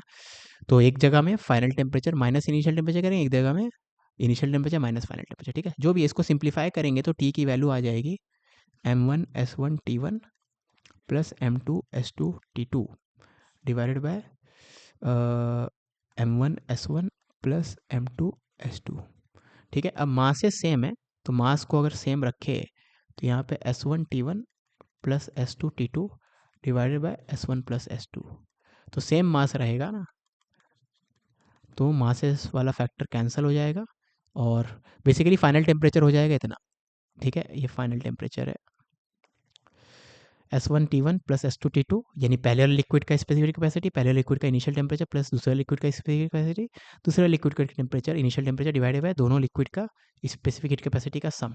ऑल राइट, अब यही फॉर्मूला हम लोग यूज़ करने वाले हैं फाइनल टेम्परेचर के लिए, ठीक है। तो ये फॉर्मूला बार बार यूज़ करेंगे। Basically final temperature into S1 plus S2 equal to S1T1 plus S2T2, ठीक है। इसको मैं पहला केस के लिए यूज़ करूँ तो पहला केस में ए और बी को मिक्स कर रहे हैं, ए का टेम्परेचर 12 है, बी का 19 है, तो ए का S1 मान लेते हैं, तो ए का 12 और बी का 19 is equal to final temperature कितना था फर्स्ट केस में 16 इंटू S1 प्लस S2, ठीक है। वही दूसरे केस में फाइनल टेम्परेचर जब बी और सी को मिक्स किया गया तो 23 हो गया, तो बी और सी है तो S2 और S3, और बी और सी है तो 19 और 28 के साथ काम करना पड़ेगा, तो 19 और 28 समझ में आया ना। ए बी सी का S1 S2 S3 रिस्पेक्टिवली मैंने ले लिया। अब इस ऊपर वाले फॉर्म को मैं रब कर रहा हूँ, ठीक है। या चलो देखते आगे। अब तीसरे वाले केस में तो ये वाला फॉर्मूला लगा रहा हूँ मैं, 2 बार लगा चुका हूँ। तीसरे में ए और सी को मिक्स किए, है ना। तो मान लेते फाइनल टेम्परेचर है T, ठीक है। ए और सी है तो S1 और S3, और ए का है 12 इनिशियल टेम्परेचर और सी का है 28, ठीक है। तो आपको ये चाहिए T, है ना। तो S1 और S3 से डिवाइड कर दो यहाँ पे। एक बार मैं चेक करता हूँ ये वाला पार्ट में, क्योंकि मेरा फेस होगा ना, दिख रहा है कि नहीं यहाँ पे। हाँ अभी तक तो दिख रहा है, थोड़ा ऊपर कर लेते हैं।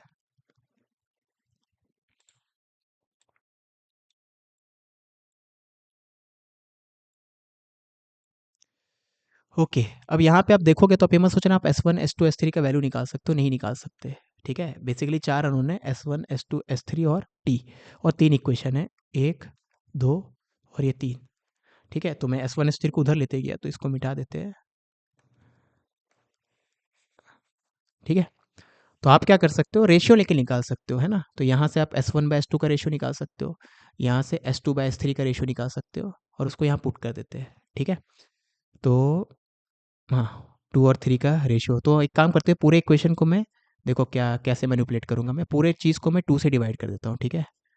तो 2 2 2 2, तो पूरे चीज़ को मैंने S2 से डिवाइड कर दिया। फिर से ये वाला वो टेरिटरी है जहाँ आपको नहीं दिख रहा होगा, हाँ अभी तक तो दिख रहा है, ठीक है। अब S1 बाय S2 यहाँ से निकाल लेते हैं, ठीक है। तो अब ऊपर वाला मिटाना पड़ेगा मुझे, तो ऊपर वाला मिटाते हैं।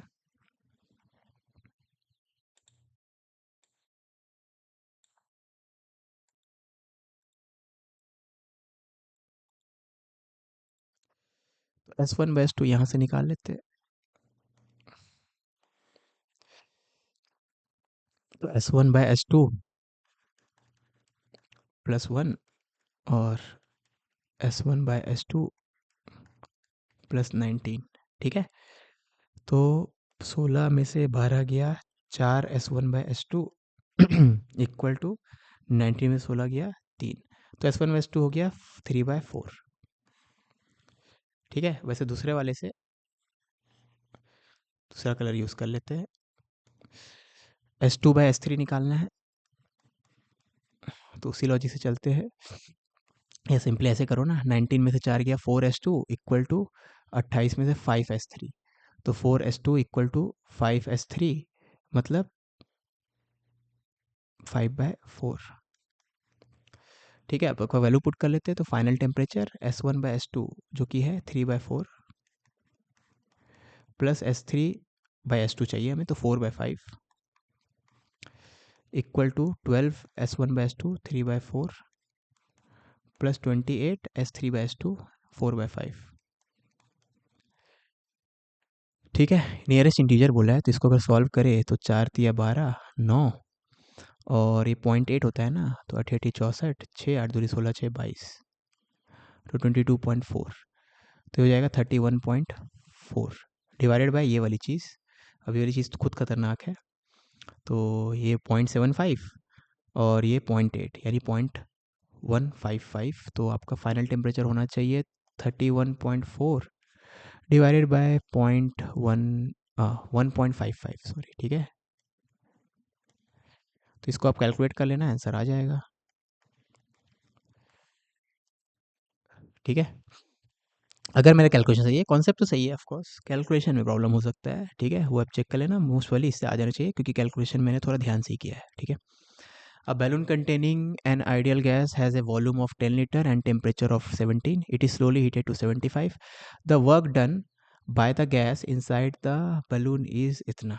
Okay, find x। तो वर्क डन बाय गैस, ठीक है, वॉल्यूम दे दिया, टेम्परेचर दे दिया, हीटेड है, एटमोसफेयर, ठीक है, फिर से ये एक्सटर्नल प्रेशर के अगेंस्ट वाला है, तो पी डेल्टा वी कर दो, कांस्टेंट प्रेशर वाला है ना एक्सपेंशन। ठीक है, कोई भी चीज़ एटमॉस्फेयर के अंदर एक्सपैंड हो रही है तो एक्सटर्नल प्रेशर हमेशा कांस्टेंट रहेगा, जो भी एटमॉस्फेयर प्रेशर है उसका वैल्यू दे दिया 10⁵ इंटू डेल्टा वी है। अब हाँ, फाइनल वॉल्यूम निकालना होगा, उसके लिए थोड़ा एफर्ट लगाना पड़ेगा। ठीक है, okay, N R delta T से करे क्या, एन नहीं पता, फिर एन भी निकालना होगा, तो बात तो एक ही है, तो फाइनल वॉल्यूम निकाल लेते हैं। तो अब देखो, प्रेशर कांस्टेंट है तो P V equal to N R T से देखो, प्रेशर कांस्टेंट है, नंबर ऑफ मोल्स कांस्टेंट है, तो वॉल्यूम प्रोपोर्शनल टू टेम्परेचर। ठीक है, अब इनिशियल वॉल्यूम है 10 लीटर, फाइनल वॉल्यूम मुझे नहीं पता, इनिशियल टेम्परेचर 17, फाइनल है 15, तो लेकिन 17/75 मत करना क्योंकि ये डिग्री सेल्सियस में है, ये कर लेना। ठीक है, तो ये हो जाएगा 290, 8 7 15, 353, 353 में 5 घटाएंगे तो 353 है ना, तो मोस्ट प्रोबेबली ये रहेगा। ठीक है, तो फाइनल वॉल्यूम हो जाएगा, ये 10 से 10 कट गया, तो फाइनल वॉल्यूम है 348/29 लीटर। ठीक है, ये फाइनल वॉल्यूम ऑफ गैस है। ये क्या कोई अच्छा नंबर आ रहा है क्या, 30 10 11 12 12 आ रहा है ना शायद, 12 या 36 360, हाँ 12 आ रहा है, ये सही है। तो फाइनल वॉल्यूम है 12 लीटर। ठीक है, तो इनिशियल वॉल्यूम 10 था, फाइनल हो गया 12। ओके, सही है, तो चेंज इन वॉल्यूम हो जाएगा final volume minus initial volume. अब लेकिन लीटर में इसको मीटर क्यूब में कन्वर्ट करने के लिए 10⁻³ ठीक है, तो ये हो जाएगा 2 और ये हो जाएगा 100, तो 200, तो 200 जूल। ठीक है, तो 2 इंटू 10⁻² होना चाहिए, है ना, एक्स की वैल्यू 2 हो जाएगी, तो दिस इज 2 इंटू 10⁻²। ठीक है, कैलकुलेशन अगर सही है तो। Adiabatic cylindrical tube is fitted with an adiabatic separator as shown. ठीक है, तो सर्च एडियाबैटिक है मतलब आपका हीट उट नहीं हो रहा है exchange, initially separator equilibrium position में 2 इक्वल पार्ट्स में। ठीक है, तो शुरू में ये ऐसा है, दोनों पार्ट्स का वॉल्यूम सेम है ना। Okay, that separator can be slided into the tube bye an external mechanism, तो सेपरेटर को पकड़ के हम लोग मूव कर रहे हैं, कोई एक्सटर्नल मैकेनिज्म मूव कर रहा है। Ideal gas is injected into the two sides at equal pressure and temperature, तो दोनों पार्ट का प्रेशर सेम है, टेम्परेचर भी सेम है। ठीक है, मतलब नंबर ऑफ मोल्स भी सेम हो गया है ना। ओके, क्योंकि इनिशियली हर चीज़ सेम है। तो now separator is slit to a position where it divides the tube into, क्या लिखा हुआ, रेशियो ऑफ, ओके, लेंथ का रेशियो 7:3 है या वॉल्यूम का रेशियो 7:3 है, तो रेशियो ऑफ टेम्परेचर क्या होगा। ठीक है, ऑफकोर्स एडियाबैटिक प्रोसेस है ना, तो एडियाबैटिक प्रोसेस है तो पी वी की पावर गामा, जिसको हम लोग टेम्परेचर के टर्म्स में लिखेंगे, तो टी वी की पावर गामा-1 कांस्टेंट होना चाहिए। ठीक है, फॉर ए गिवन गैस, दोनों गैस का मत इक्वेट कर देना ये वाली चीज़, फॉर गिवन गैस कोई भी गैस का एडियाबैटिक एक्सपेंशन हो रहा है, कंप्रेशन हो रहा है, मतलब उस गैस के लिए ये वाला चीज़ का वैल्यू सेम रहेगा किसी भी टाइम पे आप निकालोगे तो। ठीक है, तो रेशियो ऑफ टेम्परेचर बोला गया है। ठीक है, तो शुरू में तो टेम्परेचर दोनों का सेम सेम है, फाइनल स्टेट को ड्रॉ करते हैं, तो फाइनल स्टेट कुछ ऐसा है। अब इसका वॉल्यूम का रेशियो आपको दिया है 7:3। ठीक है, तो 7:3 मतलब 0.7 ऑफ 0.3, ठीक है। तो शुरू में वॉल्यूम को अगर वी बोले तो ये हो जाएगा, टोटल वॉल्यूम हो जाएगा 2V। तो 7/10 of 2V, so 7/10 of 2V मतलब 1.4V, और ये 0.6V। ठीक है, देख लो टोटल वॉल्यूम 2V है, यहाँ भी टोटल वॉल्यूम 2V है, ठीक है। और इसका रेशियो भी देख लो, 1.4 डिवाइडेड बाई 0.6, तो 2 7 2 3 तो 7:3 है ना। बस मैंने दो नंबर का सम 2V रखना है और दो नंबर का रेशियो 7:3 रखना है, तो नंबर्स क्या क्या होंगे वो कैलकुलेट किया है ना, ये बेसिक मैथमेटिक्स, ठीक है। तो ये हो गया, तो ये फाइनल वॉल्यूम्स है, ठीक है। अब इस गैस का, गैस नंबर 1, इस गैस के लिए मैं ये वाला फॉर्मूला लगाने वाला हूँ, ठीक है। ये गैस का एडियाबैटिक कंप्रेशन हुआ है, तो टीवी की पावर गामा-1, ठीक है। इस गैस के लगाऊंगा और इस गैस के लगाऊंगा, लेकिन इनिशियली दोनों का टीवी की पावर गामा सेम है। तो इनिशियली अगर दोनों का सेम है तो फाइनली भी सेम होगा, क्योंकि ये इसका कांस्टेंट रहने वाला है एडियाबैटिक कंप्रेशन के थ्रू, और इसका भी कांस्टेंट रहने वाला है। तो यहाँ पे अगर इसका टीवी की पावर गामा-1 शुरू में इसका वैल्यू 10 है, तो इसका भी 10 है, क्योंकि दोनों का प्रेशर, टेम्परेचर, वॉल्यूम सब मैच कर रहा है। तो इसका 10 है तो इसका 10 है, इसका हमेशा 10 रहेगा, इसका भी हमेशा 10 रहेगा, ठीक है। तो बेसिकली आप दोनों का कंपेयर कर सकते हो, वैसे जो भी है। तो मैं क्या करने वाला हूँ, तो ये लॉजिक में बता दिया, तो अब इसको मिटा देते हैं। तो अगर वो लॉजिक आपको इक्वेशन में लिखना है तो मैं ये बोलना चाहता हूँ, इनिशियल टेम्परेचर, इनिशियल वॉल्यूम की पावर गामा-1 करो, तो इसका टीवी की पावर गामा इक्वल टू इसका, ठीक है। इसका फाइनल टेम्परेचर को मैं T2 बोल दे रहा हूँ, इसका फाइनल टेम्परेचर को मैं T1 बोल दे रहा हूँ। तो इसका इनिशियल टेम्परेचर और वॉल्यूम की पावर ले लिए, इसका इनिशियल टेम्परेचर और वॉल्यूम की पावर ले लेते हैं। इसका फाइनल वॉल्यूम कितना है, 0.6 का पावर गामा-1, ठीक है। और सेम चीज़ मैं दूसरे वाले गैस के लगाऊंगा, दूसरे वाले का इनिशियल तो यही रहेगा, और दूसरे वाले का फाइनल के लिए 1.4 यूज़ करो। वही तो मैं बोल रहा था, देखो ये दोनों को डायरेक्टली इक्वल कर सकते थे, मतलब इसका टीवी की पावर गामा-1 इक्वल टू इसका टीवी की पावर, तो ये दोनों को इक्वेट करो, ठीक है। तो यहीं से आपको दिख रहा है T2/T1, आपको जो इन दोनों को डिवाइड कर दो, T2/T1 हो जाएगा 1.4/0.6 की पावर गामा-1, ठीक है, जो कि 7/3 की पावर गामा-1 है। अब गामा की वैल्यू देखते हैं। गामा है कौन सा गैस है भैया, बताया है, बताया तो होगा ना, हाँ गामा दे दिया 1.5, तो 1.5 में से 1 घटाएंगे तो 0.5, तो 0.5 मतलब रूट, ठीक है। तो √7/√3, तो ये रेशियो ऑफ टेम्परेचर हो जाएगा, अरे मेरा उल्टा आ रहा है, टीवी की पावर गामा-1, मैंने क्या गलत किया, यहाँ उल्टा लिख दिया क्या मैंने, T2/T1, इसको डिवाइड, चलो इन दोनों को डिवाइड करेंगे तो इस सब का कैंसिल, ये 1.4 ही तो आएगा, सही तो है।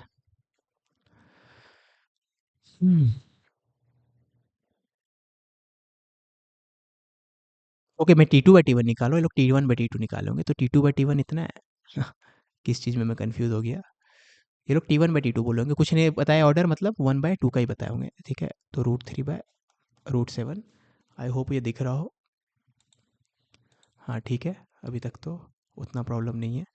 तो ये √3/√7 अगर नहीं दिख रहा तो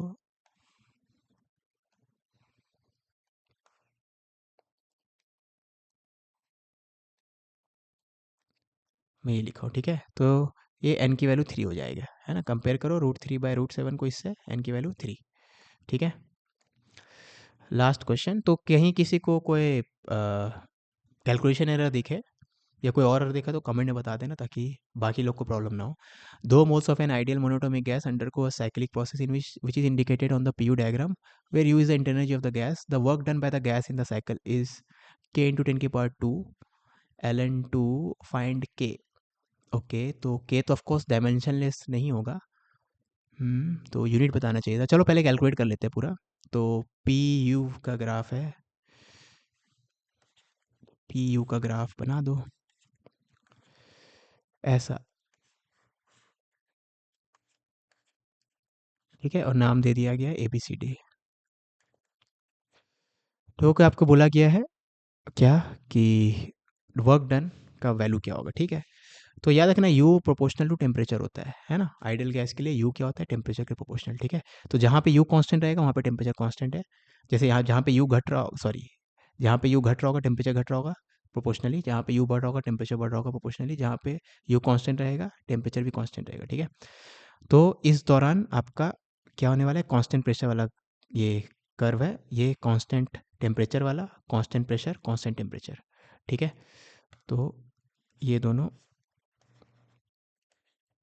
कांस्टेंट प्रेशर है और ये दोनों कांस्टेंट टेम्परेचर है, ठीक है। बस हो गया। अब वर्क डन निकालना है हमें पूरा में, ए बी सी डी पूरे में। तो पहले ए से बी जाएंगे, तो ए से बी के दौरान प्रेशर कांस्टेंट है, तो हम लोग यूज़ करेंगे N C P delta T, ठीक है।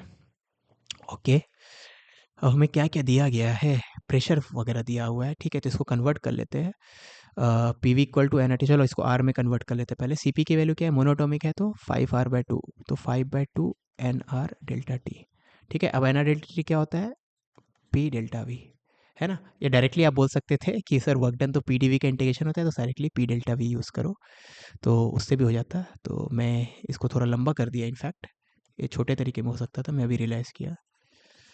तो कांस्टेंट प्रेशर है तो work done simply P delta we, ठीक है। तो यहाँ से यहाँ का वर्क डन निकालना है, सीधा पी डेल्टा वी करना होगा, ठीक है। हाँ, अब लेकिन यहाँ पे वी नहीं दिया हुआ है, तो डायरेक्टली एरिया निकाल के आप नहीं कर सकते, ठीक है। तो ये ठीक है, इसको इसी फॉर्म में रहने देते हैं क्योंकि हमें वी नहीं दिया है ना, ये फॉर्म में रहने देते हैं, ठीक है। तो ए बी के दौरान मिल गया, है ना। अब वैसे सी डी के दौरान भी निकाल लेंगे, सी डी के दौरान हो जाएगा फिर से 5/2 एन आर डेल्टा टी, लेकिन याद रखना ए से बी के बीच में जो भी डेल्टा टी रहेगा, सी से डी के बीच में नेगेटिव रहेगा वही डेल्टा टी, ठीक है। जैसे ए से बी के बीच में टेम्परेचर 10 डिग्री बढ़ा है, तो बी से सी से डी के बीच में टेम्परेचर 10 डिग्री घटा होगा, तो यहाँ पे डेल्टा टी की वैल्यू, यहाँ पे अगर डेल्टा टी लिए तो यहाँ पे minus delta T, basically order reverse हो जाएगा। तो आप देख सकते हो ए बी और सी डी का वर्क डन मिलके 0, ठीक है। समझ में आई बात, ओके। तो ये हो गया, तो सी डी और ए बी का तो 0 है, अब बी सी का निकालते हैं। तो बी से सी के दौरान ये तो आइसोथर्मल है, यू कांस्टेंट है मतलब आइसोथर्मल है, बी से सी के दौरान आइसोथर्मल है मतलब N R T L N वाला फॉर्मूला यूज़ करेंगे। तो N R T L N final volume by initial volume, और final volume by initial volume मतलब initial pressure by final pressure, है ना। N R T delta, N R T by N R T into L N, V final by V initial को हम लोग V final by V initial, क्योंकि temperature constant है तो उसको हम लोग P initial by P final भी लिख सकते हैं। तो बी से सी जा रहे, तो इनिशियल ये है फाइनल ये है, तो पी इनिशियल 4 है, ये 2 है, तो 4/2, ठीक है। तो ये हो जाएगा आपका एन आर टी, और ये टेम्परेचर कहाँ का है, बी का है ना, या सी का है, जो बोलना है बोलो, N R T B L N two, ठीक है। वैसे डी से ए बचा हुआ है, याद रखना डी से ए वाला निकालेंगे तो चारों इंडिविजुअल पार्ट्स का निकल जाएगा, ठीक है। अब डी से ए जाएंगे हम लोग, ठीक है। तो डी से ए जाएंगे तो फिर से आपका एन आर टी, ये टी कौन सा होगा, डी से ए वाला टी है, तो कोई भी डी मान लो या ए मान लो, इंटू एल एन। अब यहाँ से यहाँ जाएंगे तो क्या होगा, इनिशियल ये है फाइनल ये है, तो एल एन 2/4, यानी N R T D minus में आएगा एल एन टू, ठीक है। तो अब टोटल निकालते हैं, तो टोटल के लिए इसको मिटा देते हैं। तो टोटल वर्क डन इन चारों को सम करेंगे तो ये दोनों का सम तो 0 हो जाएगा, और इन दोनों का सम करेंगे तो A N R L N two common, T B minus T D, ठीक है। Okay, basically N R delta T into L N two, है ना। अब आपको पता है एन आर डेल्टा टी ये आपका हो गया वर्क डन, और डेल्टा यू होता है N C V delta T, C V की वैल्यू इतना, ठीक है। तो इन दोनों का रेशियो ले लेते हैं, है ना। तो रेशियो लेंगे तो N R delta T cancel, ठीक है। अब आगे बढ़ने के लिए मुझे और जगह चाहिए, तो इसको मिटाते हैं, ये इनफ है इतना। अब सोचो यहाँ पे क्या करना है हमें, बस रेशियो ले लेना, अब काम हो गया है। ऊपर में एल एन टू और ये ऊपर हो जाएगा 2/3 equal to work by delta U, ठीक है।